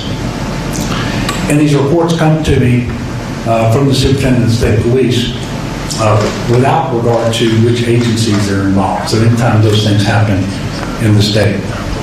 And I will tell you, there are too many times, too frequently, tragedies happen in this state. And in most cases, I am made aware of the basic facts soon thereafter. That's the way this incident played out. No, it wasn't soon thereafter that you were made aware of the facts. It was 15, according to your own statement, it was 15 months after, not soon thereafter. All right. When following along with the governor's press conference yesterday, that last soundbite that you just heard, that last, minute and change that you just heard, and I apologize, all these run long. The governor was very measured in what he had to say yesterday, and for good reason. All eyes on him right now. He's going to be scrutinized under a microscope for some time, so he better have a number of pregnant pauses to make sure the next words out of his mouth are the right ones. From an editing standpoint, I don't like to delete the pregnant pauses where I can avoid it. It adds to the context of how things were going during the conversation. Anyway, that's neither here nor there. Getting back to that particular soundbite. He didn't learn shortly thereafter. He learned 15 months thereafter, according to his own statement with the video. But when I watched the press conference in its entirety, I can't help but take away that he lumped that text in with everything else that goes on involving state police or, as he said, any other agency. I realize it led off with good morning and FYI, but it was a death in police custody, a death in state police custody. Considering where we are right now in our society and where we were in the middle of 2019, in May of 2019, in our society, if it says FYI, if it says NBD, if it says in bold letters, ignore this, you don't ignore this. Now, that being said, that's not a legal question, I don't think. I mean, we walked through it with Franz last hour, but that's a matter of me Monday morning quarterbacking as to how much attention he should have paid. We'll ignore my take on that because it's a matter of how it hit one person's ears. Let's get back to it. We're going to have time to get in two more here. It's going to be cuts 5 and 9. Cuts 5, 8, and 9. We're going to get 3 more. The governor talked about and said unequivocally these accusations are false, but he also talked about not wanting to interfere. And when it comes to something like this, you do kind of have to trust the process. As governor, I trusted that this matter would be handled appropriately by state police. I have never gotten involved in an investigation by the state police or any other law enforcement agency. And quite frankly, I trusted that I would be made aware of further developments if necessary. But I will tell you, I did not believe the governor, myself, or any governor should ever be involved in directing criminal investigations. That would be entirely inappropriate in my view. And I know from what's being written and said, without any basis in fact, by the way, that there are implications that I knew more or that one or more of my staff members tried to cover up what happened. I will say that is simply and categorically false. Now, as far as reason to cover up what happened, whether it be on his own or one of his staff members, the timing of this is important because this was 2019. We were leading up to the re-election of the governor. He addressed that and addressed it specifically. And the central premise of the AP article is that somehow I was trying to hide or interfere with the investigation to protect my political chances in an election year. And I will tell you that despite the fact that this goes beyond every ounce of my being, every ounce of my character and my principles, it is just simply not who I am. It's not what I do. I can't even conjure the words in my mind to ask or direct that a criminal investigation be delayed or changed or altered or any of those things. It didn't happen. But I'll tell you, it doesn't make any sense either. If I was interfering with the investigation because of the election, how does it make sense that the videos and investigative files were turned over to the DA and to the Trump Department of Justice a month and a half before the election in 2019? It doesn't make sense. It didn't happen. Nothing like that has ever happened because of me. That is not who I am as a person. I do struggle with it couldn't have been an election year thing because the Trump DOJ didn't blow him out of the water. I do struggle a little bit with the idea that you can claim complete innocence from a political perspective on your side while at the same time impugning the politics of the other side. But that interpretation is going to be based totally on what side of the aisle you're on. Bigger than that, though, this isn't coming from some fly-by-night website. This isn't coming from the likes of a morning show radio host. This isn't coming from a local paper or a local news outlet. This whole story started with the Associated Press. The governor challenged throughout, and we're out of time for sound bites, but the governor challenged throughout about having any sources, any reports. The governor basically was daring the Associated Press, show me what you got and where you got it from. And unless you're 100% innocent, that's a dangerous game to play. I'd be shocked if a lot of us weren't waiting for the other shoe to drop. Here comes CBS News.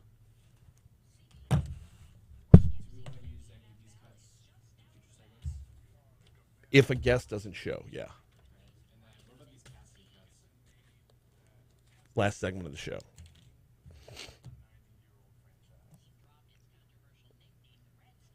The Washington football team is now the Commanders. That's what got that. Yeah. I just lost $5. Oh, you bet on what it would be? I had the Admirals. The Animals? That's weird. Water That's so splashed all weird over that me. water does that. Admirals. Admirals. That's a good name. They had bought WashingtonAdmirals.com, reverted back to the Washington football team's website. And, was it Barstool? Or somebody was running with that story not long Sounds ago. like a safe bet. Debbie says, why did he say Trump's DOJ? Not needed. Yeah, so that didn't just stick out with me. And anybody who's listened to the show for any period of time knows that I'm not the biggest Trump guy. This isn't about, but if you're going to plead, if your case is that this has nothing to do with politics, don't play a political card.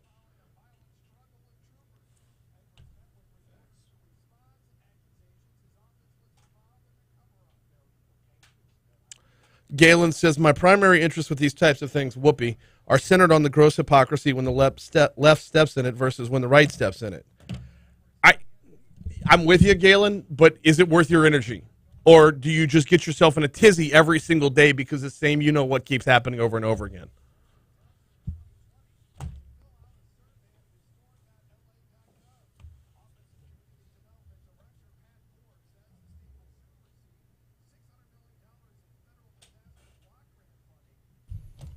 Yeah. Well, it doesn't make sense because it was Trump's DOJ. So I wasn't doing it because of the re-election, but it shows you that it was the other side not doing it because of the re-election that makes sense. Those two things don't reconcile each other.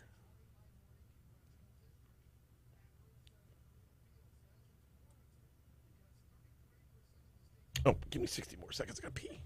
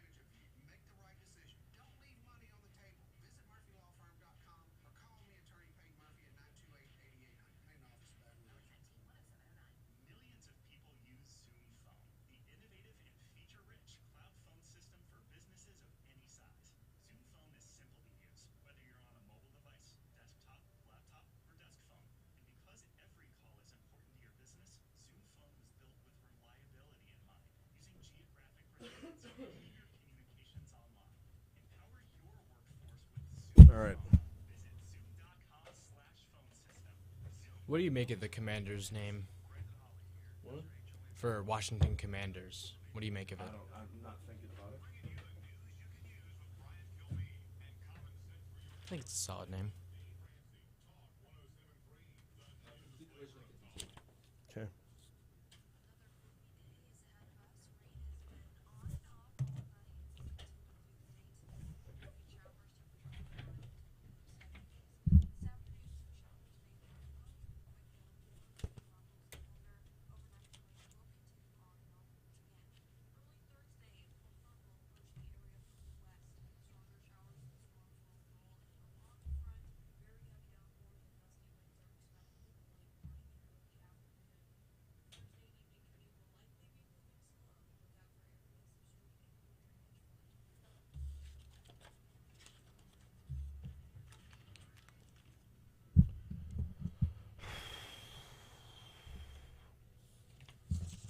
.736, Talk 107.3 FM, WBRP. Waiting on Congressman Garrett Graves as we do D.C. Current at this time every single week.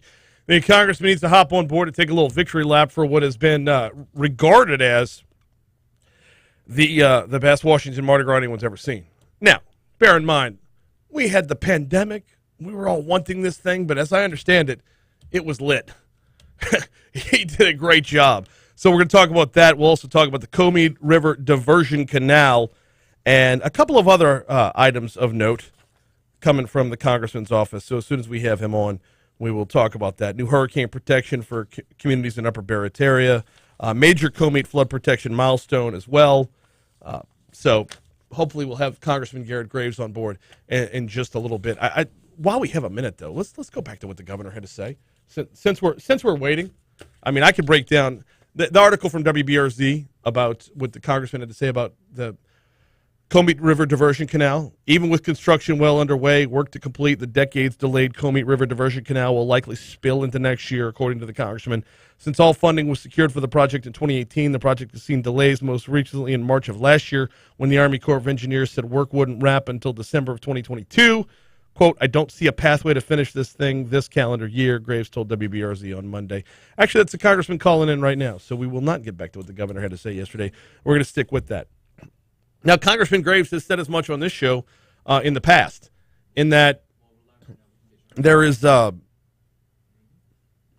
work being done. We are seeing the work being done, but timeline-wise, it's just not going to happen.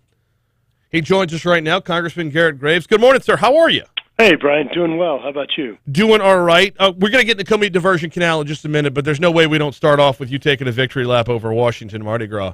I mean, everyone – I could not be more upset that I wasn't there. Everyone is raving about the level of job that the captain and his team did. We had a good time. Look, the thing is that, one, you know, Louisiana has stuff to celebrate, right? I mean, you think about some of these other states trying to pull off a big celebration like this. I think it'd be the most boring thing ever. We've got kind of that spirit. You know, we've got all these great things that we love, celebrating our music and food and just the culture, and it was all on full display. You know, nobody integrates work and play like we do, and so it was a really productive event, but it was a really fun event. And Brian, you know, one more time, I think you had 2 years of just real sort of pent-up angst or pressure that had been building, that folks came and kind of took the cork out and just had a ball. So it was a lot of fun. We had a really good time. Already looking forward to next year. And, yeah, every report I've gotten has been just from top to bottom, job well done throughout. And not just the time that was had, but the precautions taken. I mean, you know, we all have been chomping at the bit to get back at it, but there's been a lot of hoops to jump through as well. So that's an important part to note. It is important to note, and Washington, D.C. is more strict than most, and everybody, I think, found that right balance. But our king and queen, Richard Lipsey and Madison Smith, Smith family, all of them, the Lipsey family, just really everybody put all they had into it, and it was a great party, a lot of fun, and I think a lot of us, after 5 solid days of doing all that, are ready to take a more mellow tone for a while. I would imagine so. A little bit of rest would certainly be required. And you mentioned Madison. So that's my producer's girlfriend. So Yes, and you should have seen the two of them up there getting in tight with Michael Bublé. I know we saw it. We saw it. Kevin sent me some pictures. It was a night to behold, to be sure. Oh goodness, it was amazing. But look, she was incredible. Just did a super job representing Louisiana, and so really proud of how all that went off. Absolutely. We got a year to wait for the next one, which means we got business to tend to. Until then, we got a lot to talk about when it comes especially to the Comeet River Diversion Canal. Story from WBRZ yesterday. It is February 2nd. It is Groundhog Day, which feels like the same day over and over again when it comes to the Comeet Diversion Canal. On February 2nd, you're actually able to say that this isn't going to get done by the end of this year? Well, so Brian, let's go back and just remind everybody that this project was supposed to be finished in December of last year, and so that was when the deadline, the schedule that the state and the Corps of Engineers had put together. It was self-imposed, so that wasn't anything that anybody came in and said. They said it was going to take them 2 years. We started noticing schedule slippages, started asking questions and putting pressure on them and expressing strong concern. They finally came back and said, okay, it's going to extend another 50%, go from 2 years to 3 years. Since that time, we've been watching the schedule, and there's a few land acquisition issues that the state's responsible for that have been a bit of a headache, and one of them really came to a head in that it got to the point really months ago where this land acquisition issue was beginning to delay the project day for day, meaning every day they don't have that land acquired, it is going to delay the project another day, the completion of the project another day. So we have been very involved. I've met with the governor on this several times. We've talked to the Corps of Engineers about it a good bit. In fact, first meeting I had where I really was raising red flags on this issue with the governor was about a year ago. And, I told him, I said, hey, look, I said, this is a huge problem. I want to come sit down and talk to you about it. So they started, getting a bit more involved. But we finally just got to the point to where the log jam, and I can't even say it was broken. I can say it was started to loosen just probably about 2 or 3 weeks ago. And so keep in mind, we brought this up back in probably, I can go back and look at the exact date, but probably a February timeframe last year, raising concerns about how this is affecting the schedule, and they were just able to reach some type of loosening of the log jam a few weeks ago. But look, something else that was kind of buried in that announcement I do want to highlight, just giving people assurances that this stuff is going forward. One, we also announced it was a contract for almost $20 million for the Cypress Bayou drop structure. That's the bayou that drains the water from north to south out of kind of the Baker-Zachary area. And this drop structure is what's going to connect to the new diversion canal, providing flood protection for Baker and Zachary.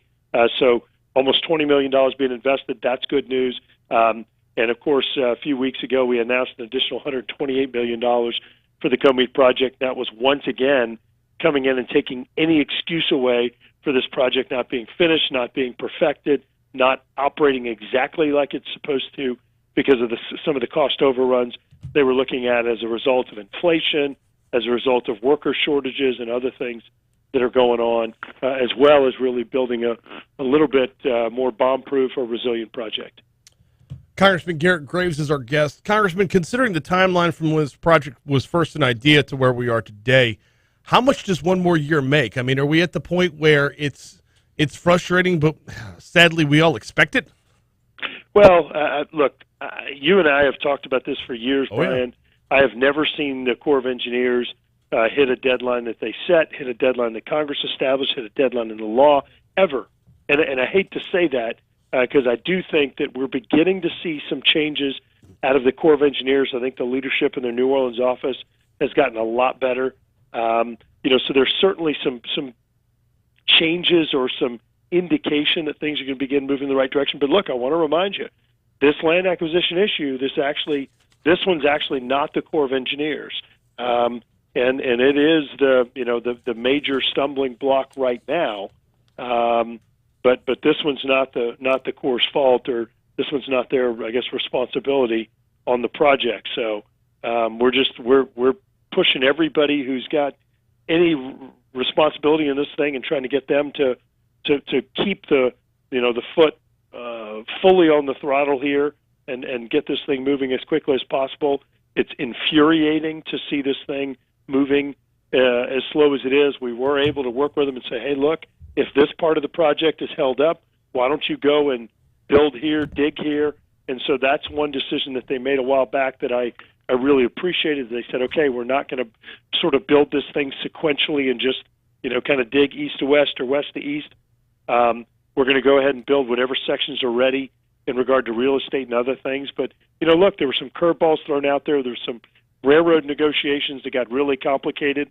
We were able to help break the logjam on that. There was a gas issue related to some homes that were being serviced by Zachary, but in reality, we're in Baker, and so that complicated things. Obviously, all these bridges and stuff. Look, I'm not making up excuses for anybody. I think if you and I were building this project, it would have happened by now. But we're just going to keep pushing them and keep working to remove every excuse they have to finish this project and get the flood protection people need. But last thing on this one, Brian, I'm confident this thing's going to be finished. This project's going to be finished. They've got ample cut dollars. Yes, it's going too slow, but it is going to be finished. And that's an important part to note. So if it's not by the end of this year, are there projections yet as to how far into next year we would get? Best case scenario, and this is me. This is Garrett talking, not Corps of Engineers and others. I've built these projects for much of my life, but best case scenario, and I want to say that again, best case scenario, I think you're probably delayed another 6 to 7 months, more likely probably delayed another year. Oh, my word. All right. I mean, and I'm guessing, and I'm going to go ahead and put words in your mouth, that you're putting a little buffer on that end as well, just so you don't have to hear about it later on, saying, "But you said this time." So yeah, no, well, the year may have a little bit of a buffer in it, but the 6 to 7 months is actually pretty legit in terms of the day-to-day delays that I think this real estate acquisition is causing. We've got less than 2 minutes to go with Congressman Garrett Graves. I do want to talk about our fishermen for just a second. You're still pushing to get disaster aid to Louisiana's fishermen, and this isn't just about Hurricane Ida, but hurricanes from the previous year as well. Yeah, a lot going on. So, again, I think the theme of the show today is frustration in government. We appropriated $200 million for fisheries disaster assistance, and we did that back on September 30th. And our fishermen still haven't seen a penny. This is from Hurricane Ida, and in some cases, folks dating back to Hurricanes Laura, Delta, Zeta in 2020 didn't get assistance either. Look, that our fishing community, first of all, they operate down on the coast. They're down there where everything from their boats and their docks and their ice houses and everything else just get pounded, the processing facilities. And so it's a big part of Louisiana's economy. And we've been able to offer disaster assistance in the aftermath of other big disasters. In this case, not only have they not allocated any of the funds, but they also haven't even determined that there was a fisheries disaster in the aftermath of Hurricane Ida. I mean, this is one of those scenarios where it's very easy to tell the devastation of that hurricane, one of the most powerful hurricanes to ever make landfall. Yeah. It did cause devastating consequences to the fishing sector, to the seafood industry, and knowing that those dollars are in the bank, we've got to get them out there as quickly as possible. So that's what's going on there. We're pushing the Department of Commerce to do that. But look, the good news is we have $200 million in the bank to help out with those folks. We've just got to connect the dots and get the bureaucracy moving and get them their funds. He is Congressman Garrett Graves. We chat every week, and we always thank you for the time, sir. Brian, thank you. Take care. Absolutely. You do the same. Your money now coming your way right now. Good segment. Oh, Byron says it's yes. Pierre saw his shadow.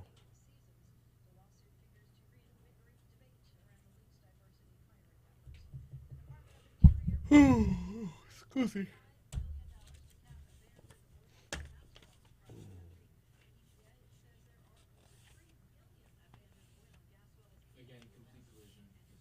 Yeah.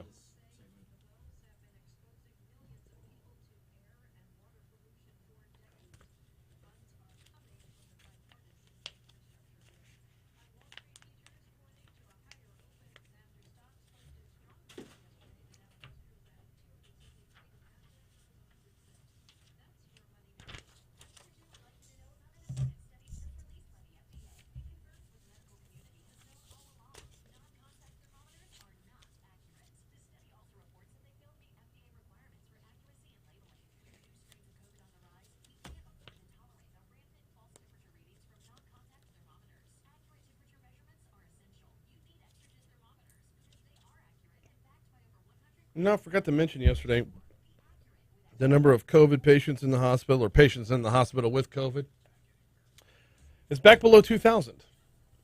That's good news. I'm telling you to loosen up my lungs, baby. Debbie says, why are contracts signed but costs not included? I think that has more to do with the cost changing, does it not? Always saying work stoppage because of cost overruns. Ooh, is that what he said? I don't. It was about land acquisition. Like, you can have everything agreed to in principle, but until it's signed, sealed, delivered, it's not a done deal. The battle with the railroads has been a beast.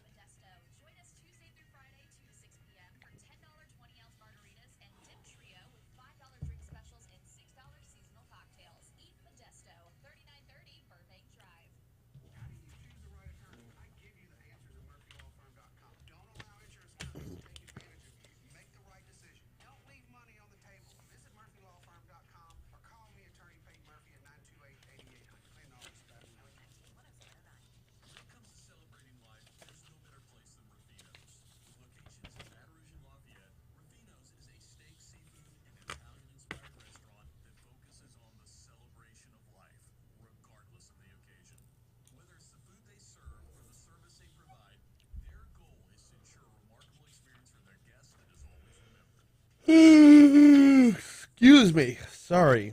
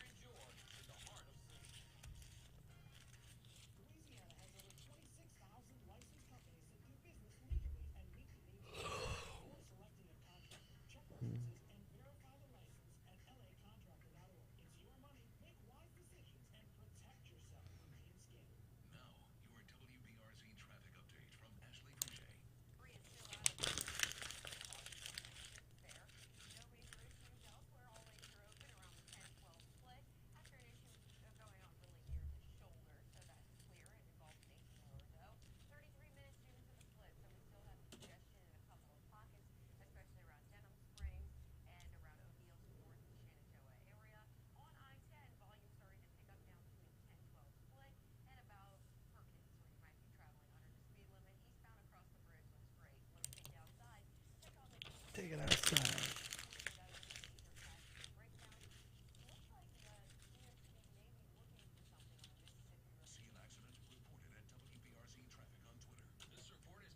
Ooh, excuse me. I cannot stop yawning today. Might have something to do with not sleeping last night. I don't know.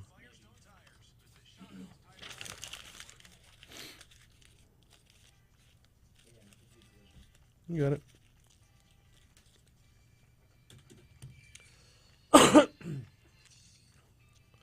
755 Talk 107.3 FM, WBRP. Thanks again to Congressman Garrett Graves for hopping on board for DC Current. You heard that forecast from Marissa Nuzzo, well, not this past break, but the break before during our bottom of the hour news segment. It's going to rain, y'all. We're looking at a significant chance of rain over the course of the next at least 24 hours. Well, it looks like around 3 o'clock this afternoon is when the rain chances really kick in, and will continue all the way through late tomorrow. Some of that rain looks like we're going to have thunderstorms, a lot of lightning as well. You know what happens when it rains like this, though. If it rains a lot and you're out on the highways, there is a possibility increasing of you getting into an accident. If you do find yourself in an accident, maybe contact the folks over at Complete Collision Center. They've got 2 locations, one on Plank Road in Zachary, one on Perkins, just east of Blue Bonnet. 768-9898 is the phone number. That number will get you in touch with either location, whichever is more convenient to you, 768-9898. Now, it's important to note that regardless of what location you're at, you're going to find the same top quality technicians, the same top quality level of knowledge, the same top certifications, whether it be more than the dozen major car manufacturers who certify them, or the iCar Gold Class certification, which puts Complete Collision in the top 15% of body shops nationwide. When you get into an accident, you want to get back on the road, but you want to get back on the road safely. That's the important part for Doug and his team at either location of Complete Collision Center. Don't let who you choose to repair your vehicle be your second accident. Check out CompleteCollision.com. Time for the outside in. Let's roll.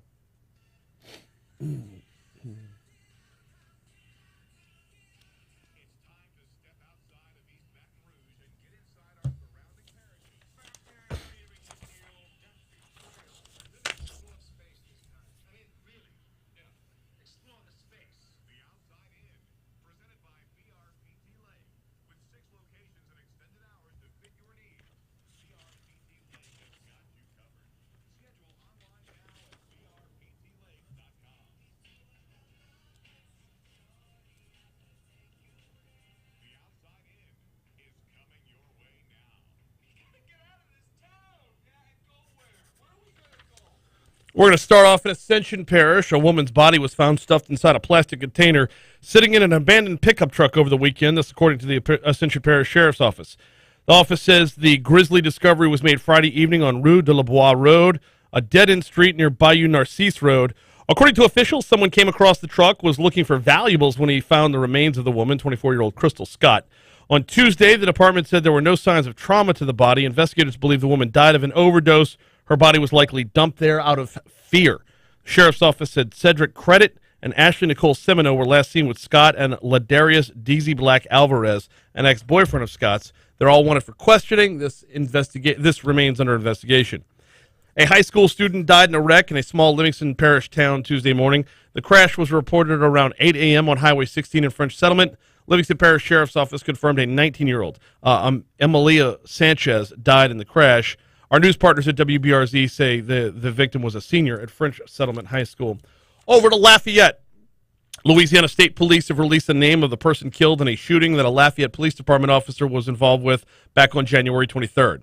According to KLFY, 24-year-old Tyrant Coates was identified as the person killed in the shooting. Happened around 11 p.m. in the 1600 block of West Pinhook. According to state police, it happened after a Lafayette Police Department officer encountered a stolen vehicle and attempted a traffic stop. Coates fled the vehicle on foot after the officer tried to discharging his taser, accidentally hitting a canine officer instead of Coates. Coates allegedly reached for a gun. The 2 officer-involved shootings happened within a 24-hour time span. The first was around 1 a.m.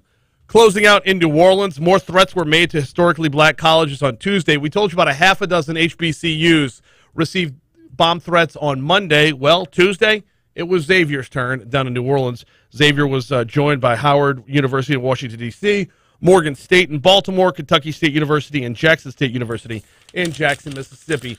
That is the outside in. We are due up for a break. When we come back from that break, we're going to take you back in time.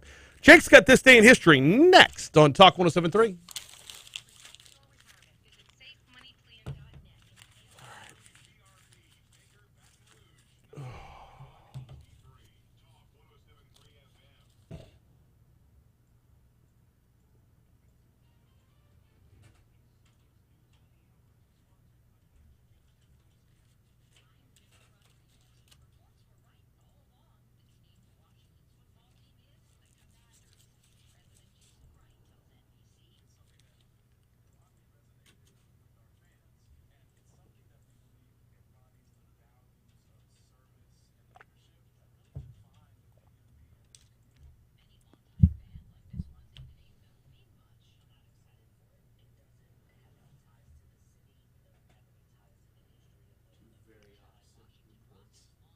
What? Well, the guy who was just like, it has a good resemblance with the state, and it fits in well, people like it, and then it goes to the fans like, I don't like it. Fans weren't going to like anything. We never do.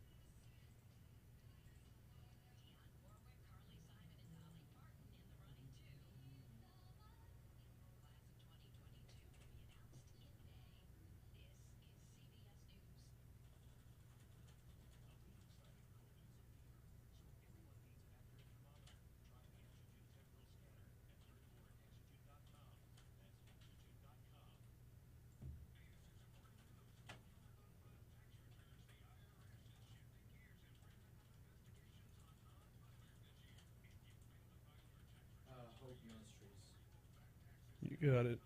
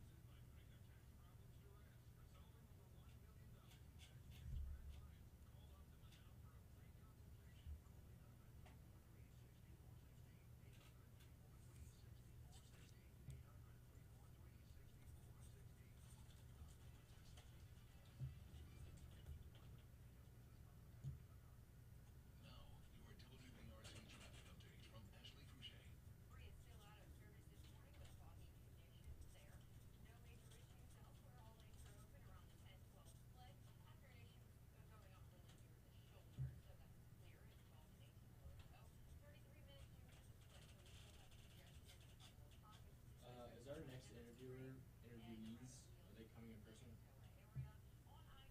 They're on the phone.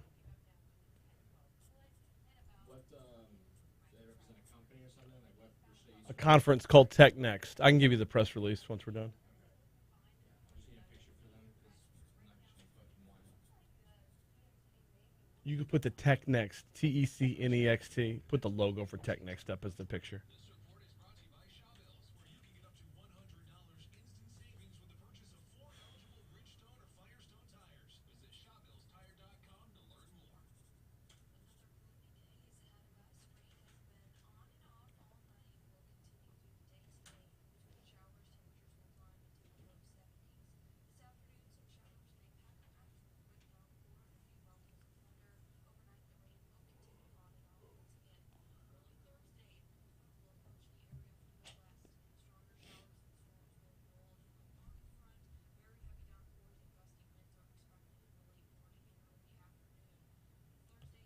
Another story said dumpster divers found the body in a container.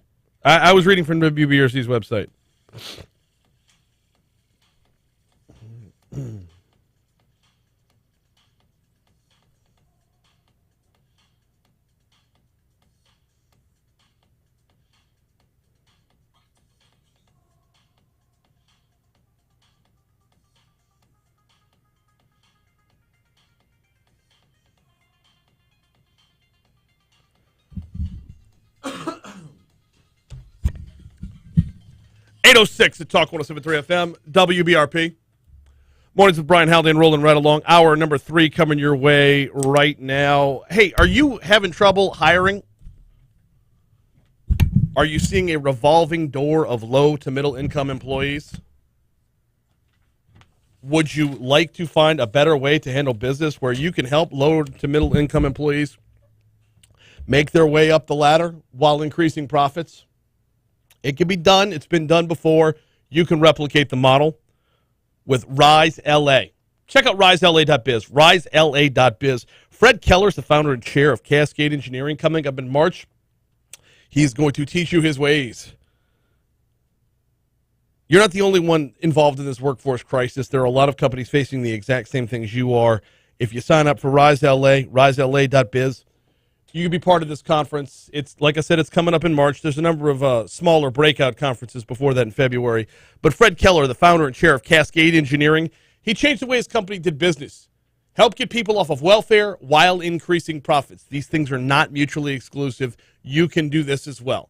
RiseLA.biz. Rise LA. We all rise together. We're going to talk about tech next. Another conference that's coming up in the very near future in our next segment. And we will hear from author David S. Rudolph before we're done today.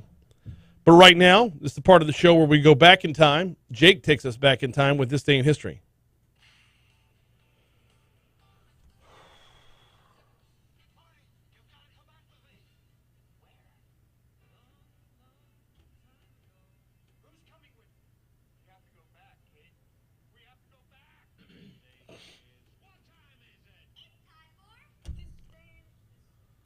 You heard that right, people. It is time for This Day in History. We're going to kick things off. Bit of a low note, 1349. By this date, at least 200 people a day were being buried in London as a result of the Black Death. Yeah. Fun stuff. 1653, New Amsterdam becomes a city. It was later renamed New York. Yes, it does. Yes, it was.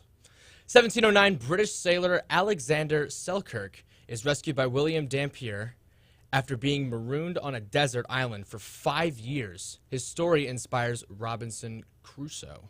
Really? Mm-hmm. Okay. It's crazy. 5 years on a desert island. But did he name a volleyball and make it his best friend?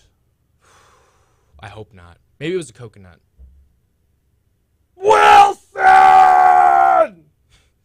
1876, baseball's National League forms at the Grand Central Hotel, New York City, with teams in Boston, Chicago, Cincinnati, Hartford, Louisville, New York, Philadelphia, and St. Louis. Let's be very clear. These are meetings to form the league. They didn't actually play baseball in the hotel. No, that would be a very small game. Maybe like wiffle ball, maybe kickball. I don't know. Love wiffle ball. Oh, you get a rain out in PE. Oh you go into the gym, you playing wiffle ball. I mean, see, it always stunk for right-handed batters because the way we set up in the gym, you had the short porch for a left-hander. We always set up the short porch on the right for right field. So I'm going yard every time. Yeah, I'm hitting the windows. Nothing beat kickball for me. That slow wind up before you just absolutely belt it. Nothing beats it for me. That was mine for recess back in the days in yonder. That's whatever. So kickball, you like lean into it and try to go deep, or you would just try to bunt and run it out? Who bunts in kickball? Somebody who's going to beat it to first base and not get caught on a fly out to short. I guess that's fair, but keep in mind, we're kids. You want to hit the crap out of that. I understand. So much fun. 1892, a bottle cap was patented by William Painter. Jerk. Yeah, for real. Twist-offs, William. Twist-offs. Same year, same day, the longest boxing match under modern rules. 77 rounds in Namaoki, Illinois, between Harry Sharp and Frank Crosby. 77 rounds. Who won? I don't know. I feel like nobody did. Not even the fans. 77 rounds? That seems like 2 to 3 business weeks. You know what? I'll do the math. Go for it. I'll keep going, though. 1922. Also, same with today, actually. It was 2:22:22 on Considering 3 minutes per 2:22. round, 3 minutes per round with 1 minute in between rounds, that's a 5-hour boxing match. And then you got to think about, well, they probably didn't ham up the introductions. Maybe they did. It was 1892. I don't know if they had, showbiz back then. Of course they did. Come on. What are you, like, no, there's no ring girls walking around in bikinis. There's 1892. There's no Jedediah Buffer. Let's get ready for fisticuffs. Yeah, wanna tussle? 1931, the first use of a rocket. Was it awkward to see Michael Buffer before the kickoff in was it the AFC Championship game? Or was it, no, it was the NFC Championship game, the one out in L.A. They're leading up to kickoff, and Michael Buffer does this whole let's get ready to rumble thing, like right as the kick's going off. It just felt forced. I don't know. What if the kickoff was shanked because of it? That'd have been awkward. Yeah, I mean, he was live over the PA and on television. Oh, for real? Yeah. 1931, the first use of a rocket to deliver mail. It was in Austria. Okay. Just the visual image is just like a letter saying, hey, happy birthday, but it was delivered by a rocket. Yes. Classic. 1959, Vince Lombardi signs a 5-year contract to coach NFL Green Bay Packers. How'd that go? All right, went all right. You skipped past 1936, though. What happened then? Babe Ruth, Ty Cobb, Walter Johnson, Christy Mathewson, and Honest Wagner. Your inaugural class of the Major League Baseball Hall of Fame. Goodness me, oh my, that's a stacked class right there. Yeah. 1970, Pistol Pete becomes the first to score 3,000 college basketball points. Yep. Shout-outs to LSU. That's all the events I have. You got any for me? No, that's it. Well, then I have 2 birthdays to talk about. I know there's more, but I only found 2. Shakira turns 45.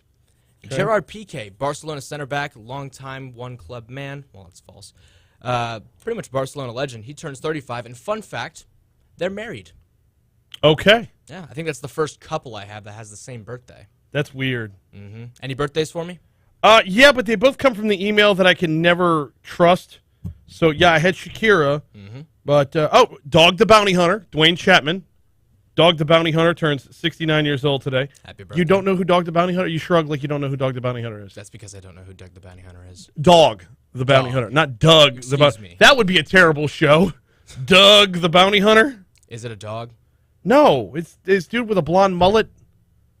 Do they call chases around people who have outstanding warrants and whatnot? Like chase him like a dog? Does he bark at him? I don't know why they call him Dog the Bounty Hunter. But if you saw him, you'd recognize him immediately. And Christy Brinkley. 0 for 2 right there. Yeah. Well, happy birthday to those mentioned. 2 deaths Wait, for me to... you don't know who Christy Brinkley is? Maybe I'd recognize the face. Almost definitely. So Christy Brinkley, where would you know her from? She's married to Billy Joel. They might still be married. Remember the original National Lampoon's Vacation? Mm-hmm. Where the Griswolds are heading cross country to Wally World? Yes. The girl in the Ferrari or Lamborghini or whatever the convertible was that kept passing up the Griswolds? Okay. Yep, I looked it up. That's her. Okay. That's her. Well, happy birthday to all those mentioned. I have 2 deaths to talk about. Sid Vicious passed on this day in 1979. Got one more. Gene Kelly, 1996. Got one more. I do not. On this day in 2014, Philip Seymour Hoffman. Rest in peace to all those mentioned. Holidays. I got 5 to talk about. First off, I mean, it's Groundhog Day. Yes. We got to talk about that first. It's National Signing Day, which we also have discussed. National Ukulele Day. Okay. Shout out to that instrument. National Tater Tot Day. Shout outs to Napoleon Dynamite. And finally, it's National Hedgehog Day. No, hedgehogs, Sonic and otherwise. You don't get to. Oh, Sonic Tater Tots? Ooh. Whoa. Hey, no, Hedgehog. It's Groundhog Day. You go find your own day, Hedgehog. You take a back seat to the groundhog. Punxsutawney Phil rules the day. Well, that is this day in history. All right, quick break. We are, wow, we're running late. We're talking tech next on Talk 107.3.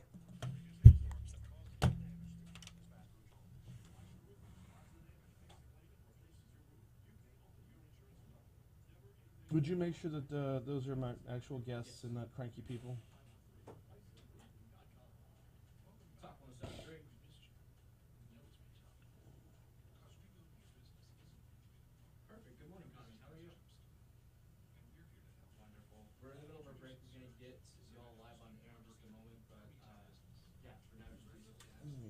Talk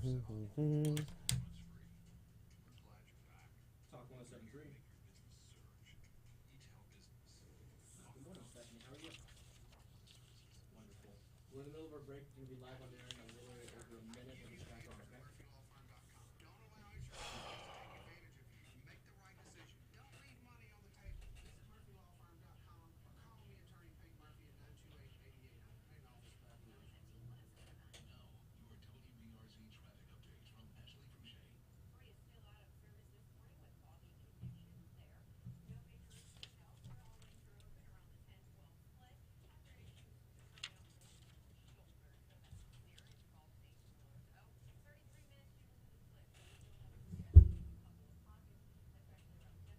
area. On I-10, volume starting to pick up now to the 10-12 split and about 14 might be traveling under. What logo do you want me to use again? Tech Next. TECNEXT. See an accident? Report it at WBRZ traffic.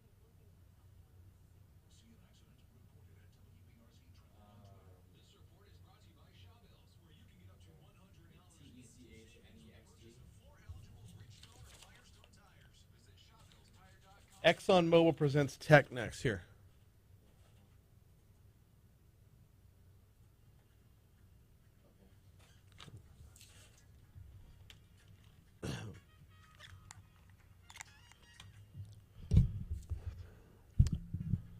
Eight 17 Talk 107.3 FM WBRP. So Tech Next is on its way. ExxonMobil presents Tech Next 2022, exploring possibilities.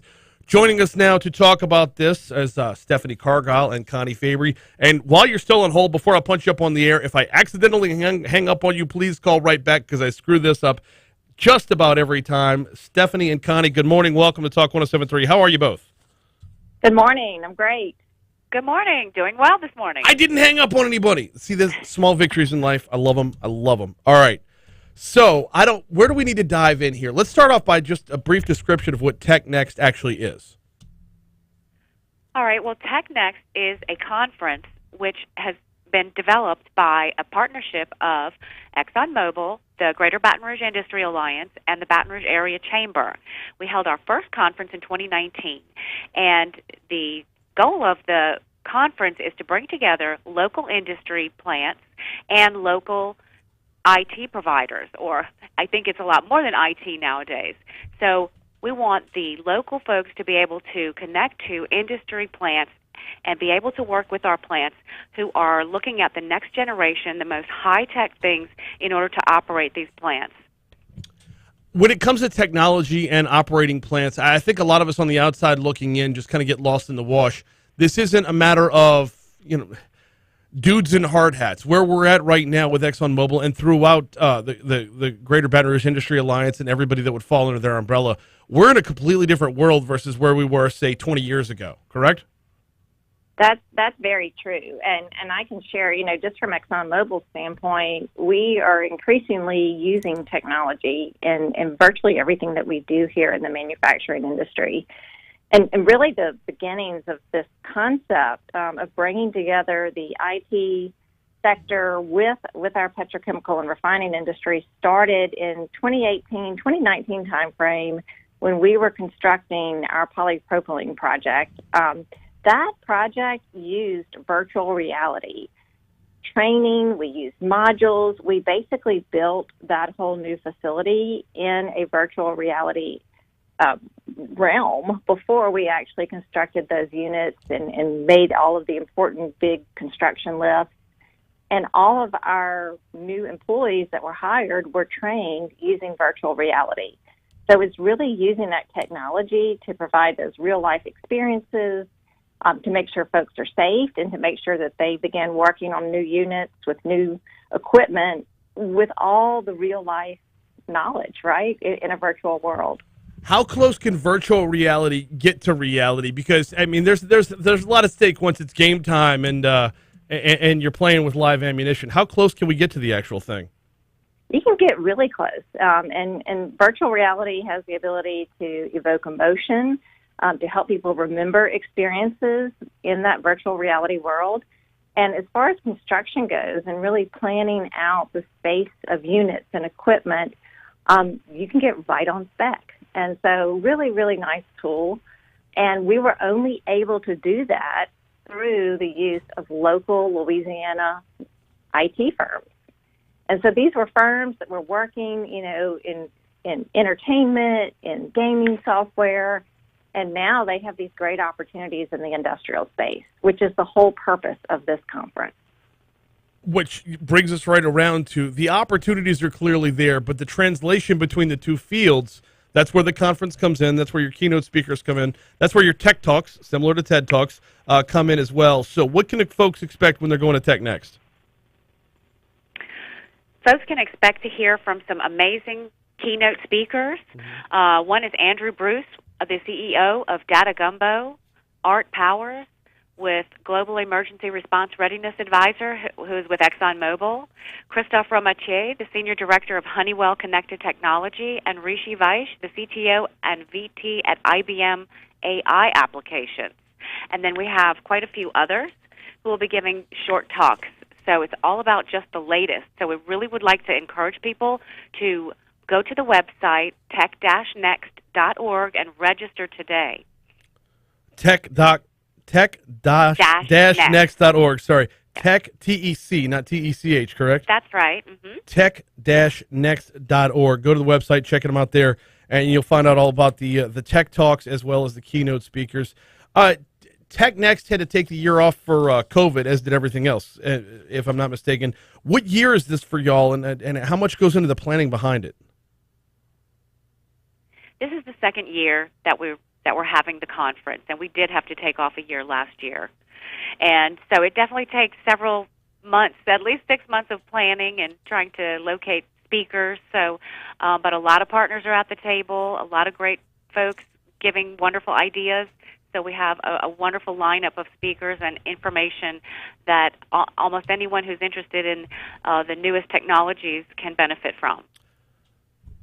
We're talking with Stephanie Cargile from Exxon and Connie Fabre from the Greater Baton Rouge Industry Alliance about Tech Next, which is coming up February 24th and 25th right here in Baton Rouge. You can learn more at tech-next.org in order to sign up. Got to ask y'all a little bit about the convergence of where we are today versus where we're going. And I think this is probably specific, well, not specific to ExxonMobil, but it's going to cover ExxonMobil when we look at what the future holds for your industry. How much does the technology of today lead us into the technology of where the oil and gas industry is headed? It is certainly integrated.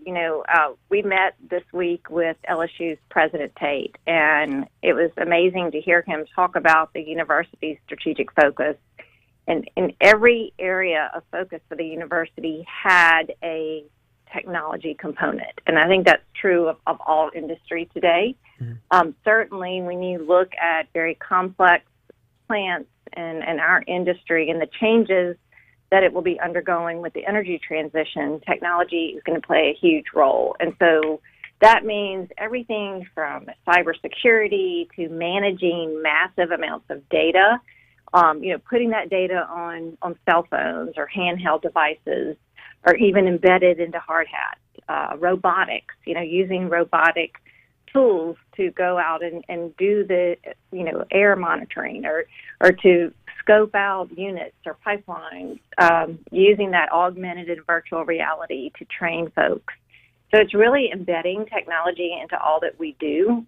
We are right now starting ahead of this massive, 4.0 digital transformation by helping our local learning institutions like Baton Rouge Community College, Southern University, CTEC, pay for and have VR labs that are available for their students. So we've recently provided grants to them and helping them set up those labs so students can start to train in that space and see what that is like.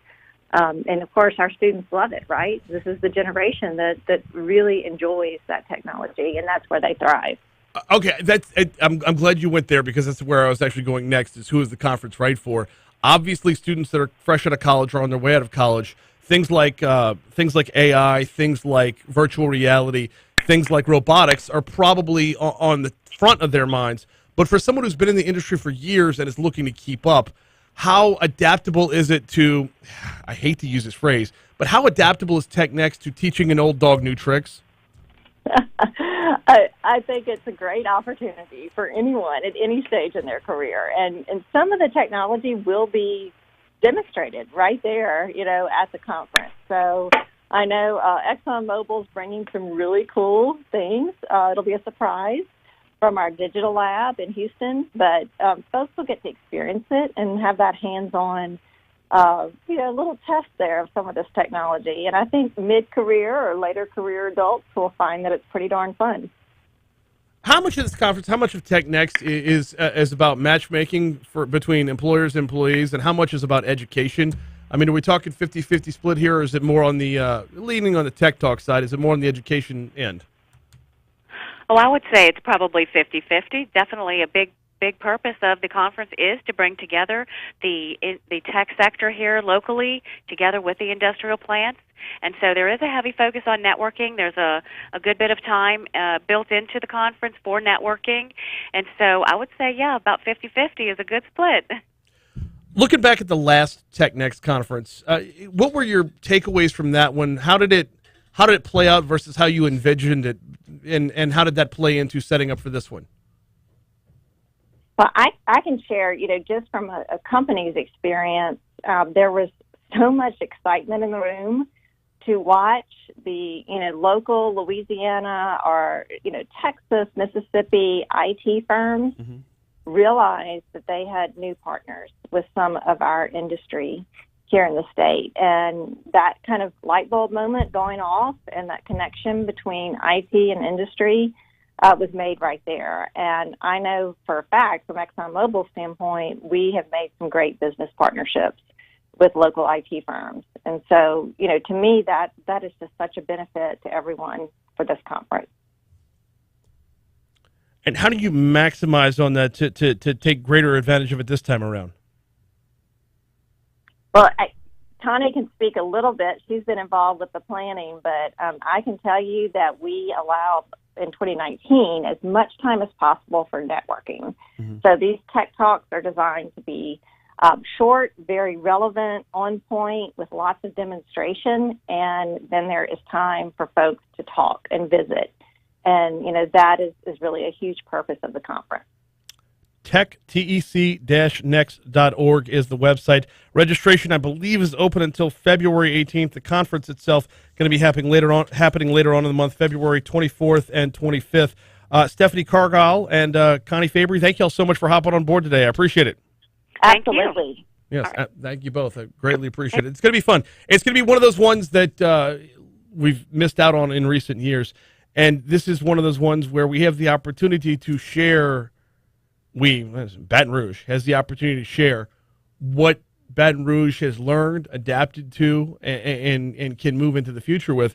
We're seeing, especially in the oil and gas field, where reduction of carbon emissions has become a bigger priority. Safety is always a huge priority. How do we export what we know and how we've learned how to get there through a conference like this? I think it's a pretty cool thing. Tech-next.org. T-E-C, not T-C-H. Tech Next 2022, coming your way. All right, we've still got a lot more ground to cover on the show this morning. We're diving back into the underbelly of the criminal justice world after this break. Before we get to this break, though, got to remind you, Talk 107.3 FM and Citizens Bank and Trust looking to pick up the tab for your car payments in 2022. Yep, looking to make 2022 just a little bit easier for you by grabbing that car payment for an entire year. Just go to talk1073.com, talk1073.com, click on our free car payments for a year sweepstakes, and register. It's just that easy. The folks at Citizens Bank have teamed up with us, as well as the folks at Benny's Car Wash. If you don't win the free car payments for a year, there are other great prizes, like 6 months of free car washes from Benny's Car Wash. It's at talk1073.com. Click on our free car payments for a year sweepstakes to go ahead and register. All right, like I said, our next segment, we're not done with the seedy criminal underbelly. There's a new book out called American Injustice, the author of that book, David Rudolph. I got the chance to sit down with him yesterday. We're going to have that play that back for you next. Yeah, David, you might recognize him from the Netflix documentary, The Staircase. We're diving into criminal justice next.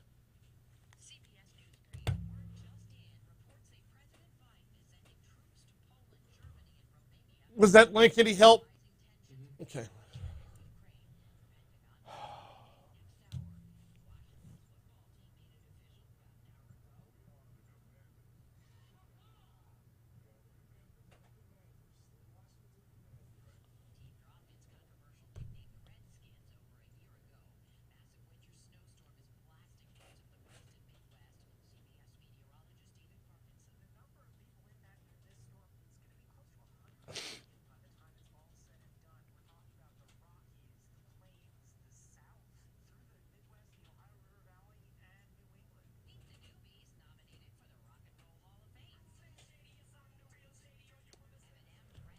I gotta go down and see Connie for just a second. I'll be right back.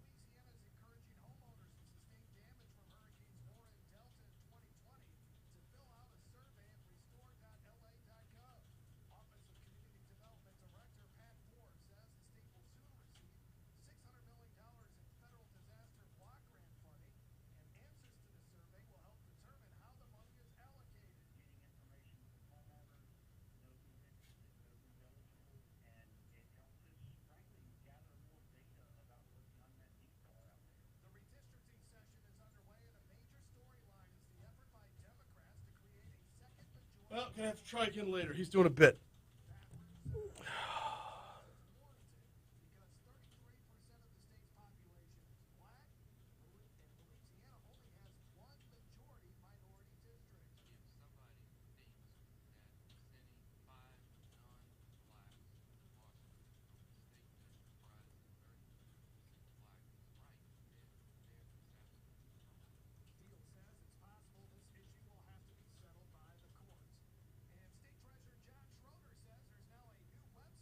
Hey, welcome aboard, Bruce. New subscriber, Bruce.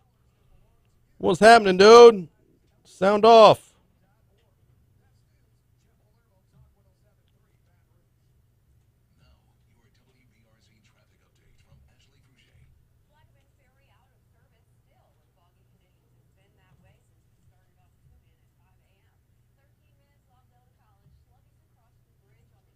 You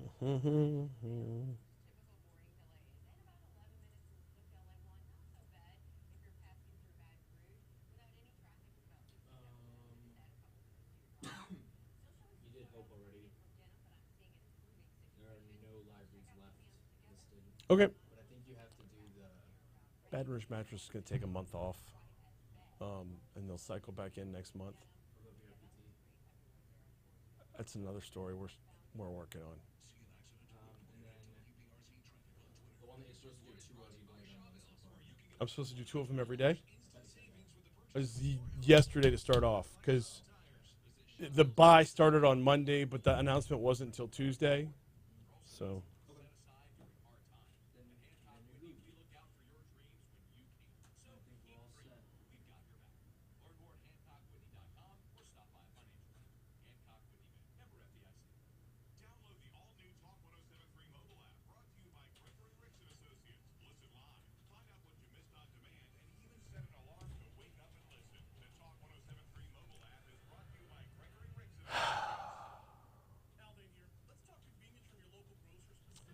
So, I'll forward you the email so you have the press release. I got to ask, was it weird, the governor's press conference yesterday, the fact that he didn't have anyone standing behind him? Is that, I'm asking rhetorically, obviously, but is it weird that he was by himself? Normally a press conference like that, you're going to haul out everybody under the sun just to stand behind you for the camera shot. And I've always wondered if that's pandering. Like if he brought out Lamar Davis, and if he brought out a collection of African Americans to stand behind him in solidarity when it's a black legislative caucus, if there was any black legislator behind him, would that have played differently for you? Or is that level of theater just theater? Is that level of theater pandering?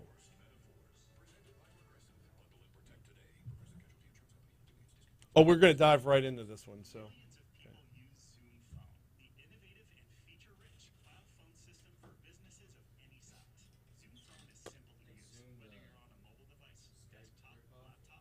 Yep.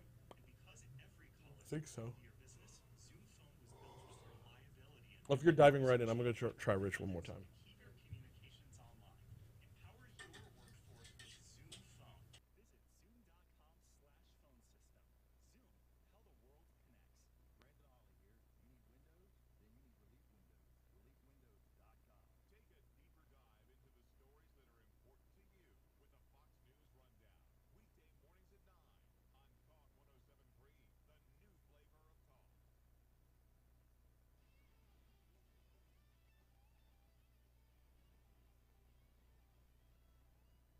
There's a new book out called American Injustice, Inside Stories from the Underbelly of the Criminal Justice System. We are joined right now by the author of that book, Attorney David S. Rudolph. David, good morning. Welcome to Talk 107.3. How are you, sir?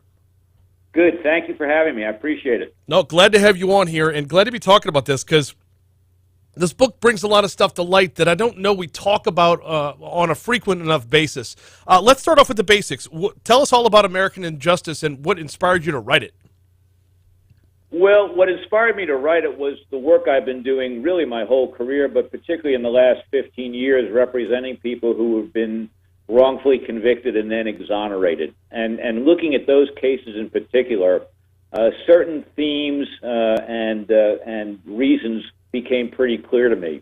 And so as I looked at those things, it struck me that I really needed to communicate not just to 12 people in a jury box, but to the public at large. And you know, one of my cases was made into a documentary a few years back called The Staircase. It showed on Netflix. And as a result of that, I got to go on speaking tour and could talk to, you know, literally hundreds of people at a time about some of the problems in the criminal justice system. And the book is really an outgrowth of that because I just decided that as I near the end of my career, I needed to try to educate people, not just in the jury box, but in the general public about what's going on, at least in a number of cases in the criminal justice system. And Lord knows you've had your problems in Louisiana as well. We've worked through a lot of them as well, but Louisiana isn't unique to the South or to the United States as a whole. For those unfamiliar with The Staircase, what was the nature of that case?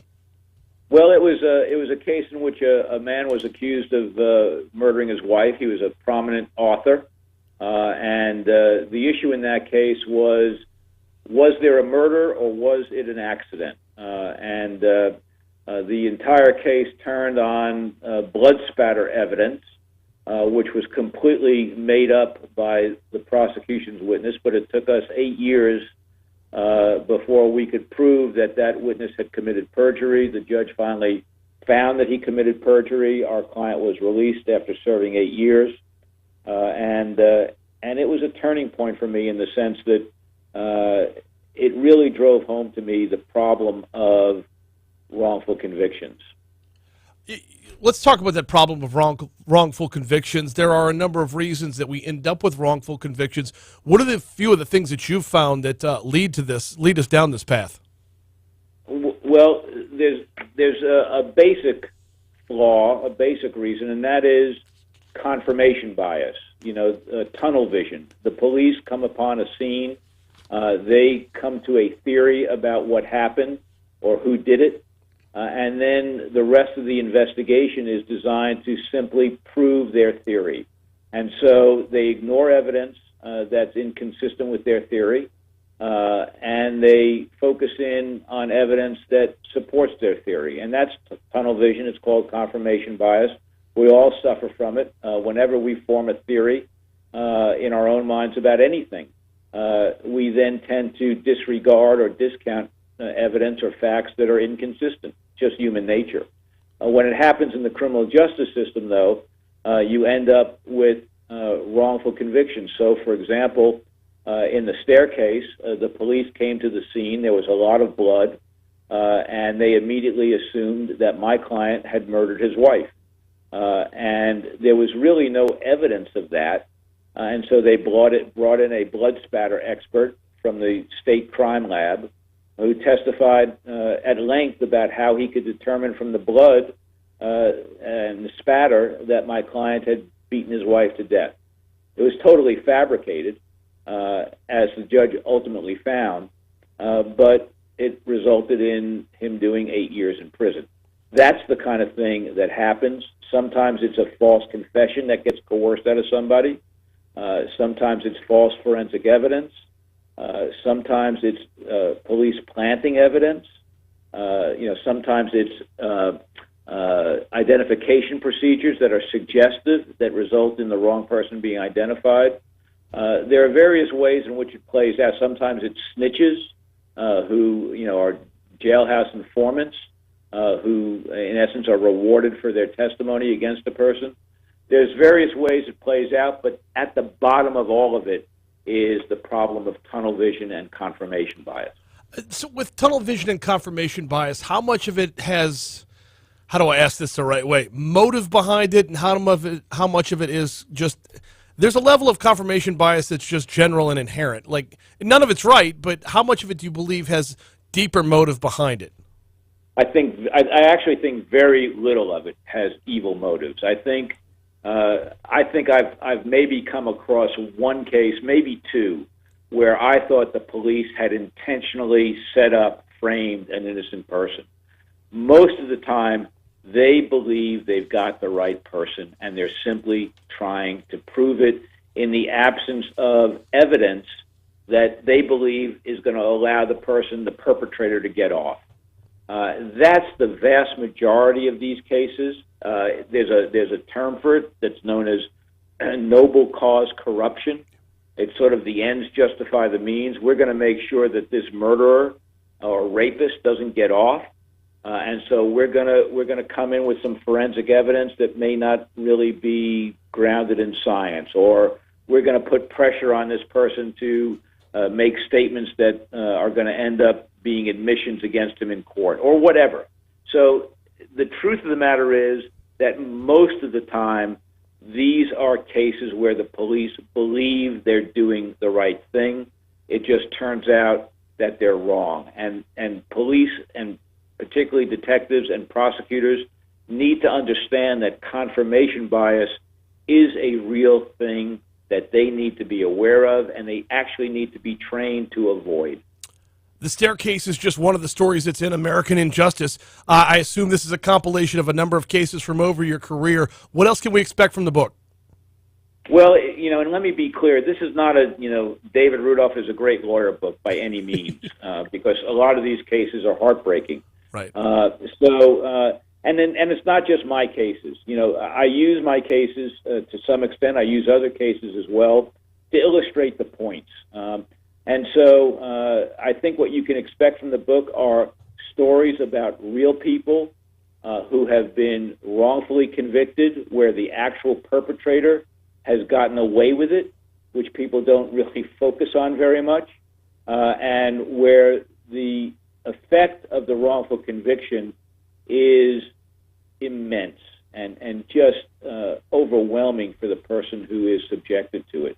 And I hope that what the readers take away from it is a sense that things are not always the way they appear. That we all need to be more skeptical of experts and witnesses, and that we need to be electing local officials who pay attention and try to make the system better.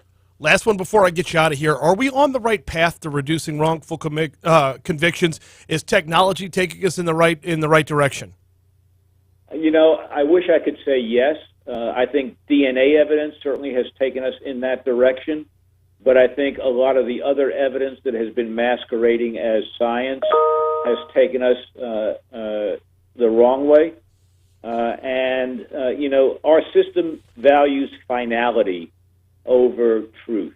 That's the reality. And so when somebody is wrongfully convicted and it goes to a higher court, the courts want to be done with it. And so the fact that you can prove somebody is innocent, believe it or not, is not a ground to vacate their conviction. You have to find some defect, some loophole, if you will, in the prosecution in how they conducted themselves before the fact that someone's innocent can result in their release.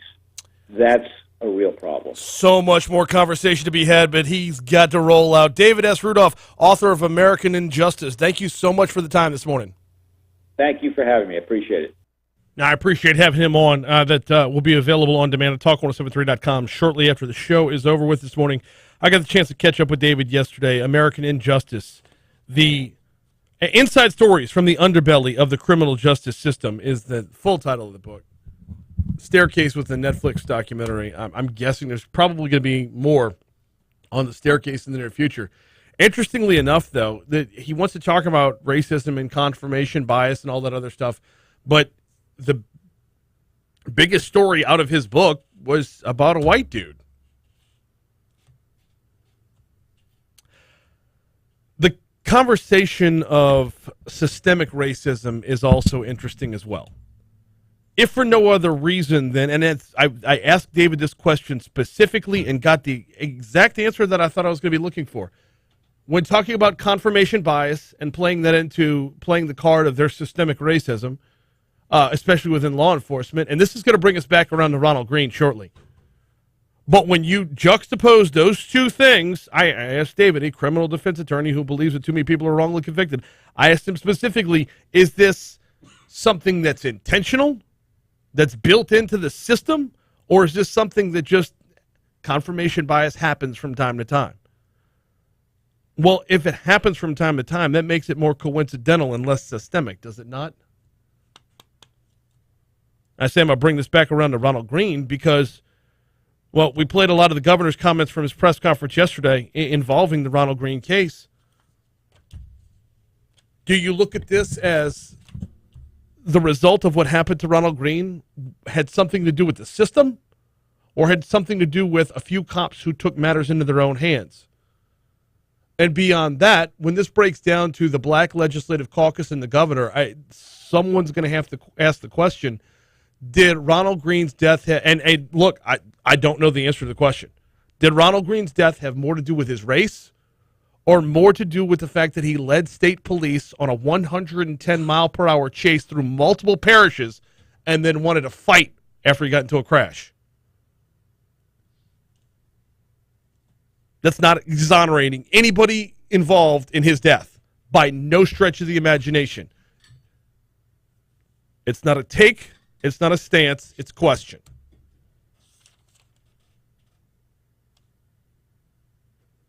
Anyway, I appreciate David S. Rudolph for hopping on board for a little bit yesterday and being able to play that back for you this morning.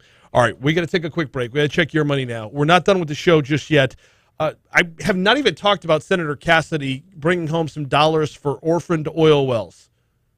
So let's do that. We've got audio from his media teleconference yesterday. That's coming up next. So are we done with the JV? Yeah, I guess so. For today. I might actually revisit him tomorrow. I'm not done with that stuff.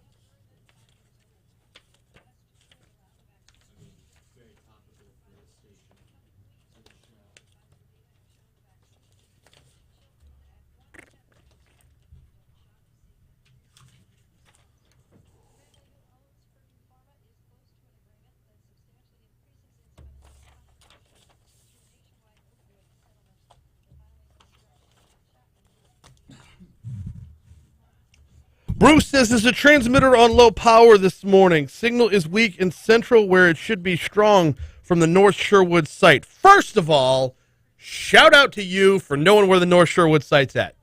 Awesome. Secondly, it's intentional. It's to get you over to YouTube so you can subscribe. I'm just kidding, Bruce. Yeah, it's more weather issues than signal strength.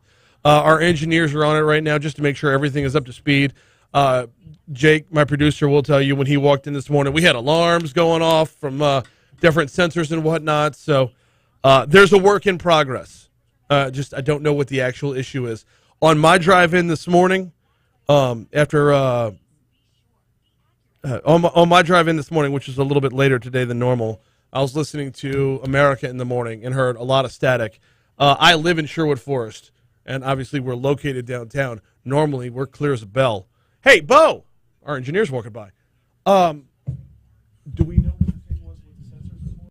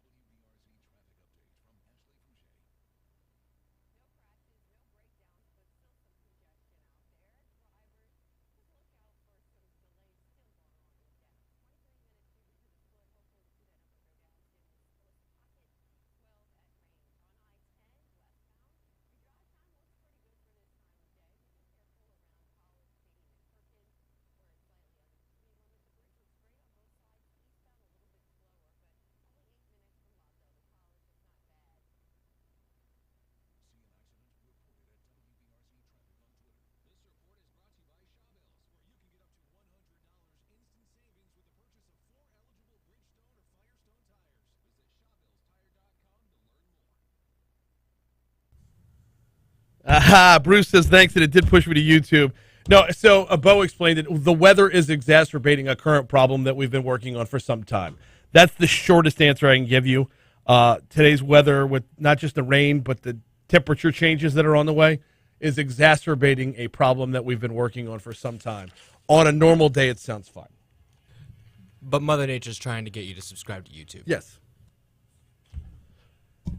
856, Talk 107.3 FM, WBRP. We got one segment to go here on Mornings with Brian Haldane. I've been meaning all morning long to hit up what Senator Cassidy had to say yesterday.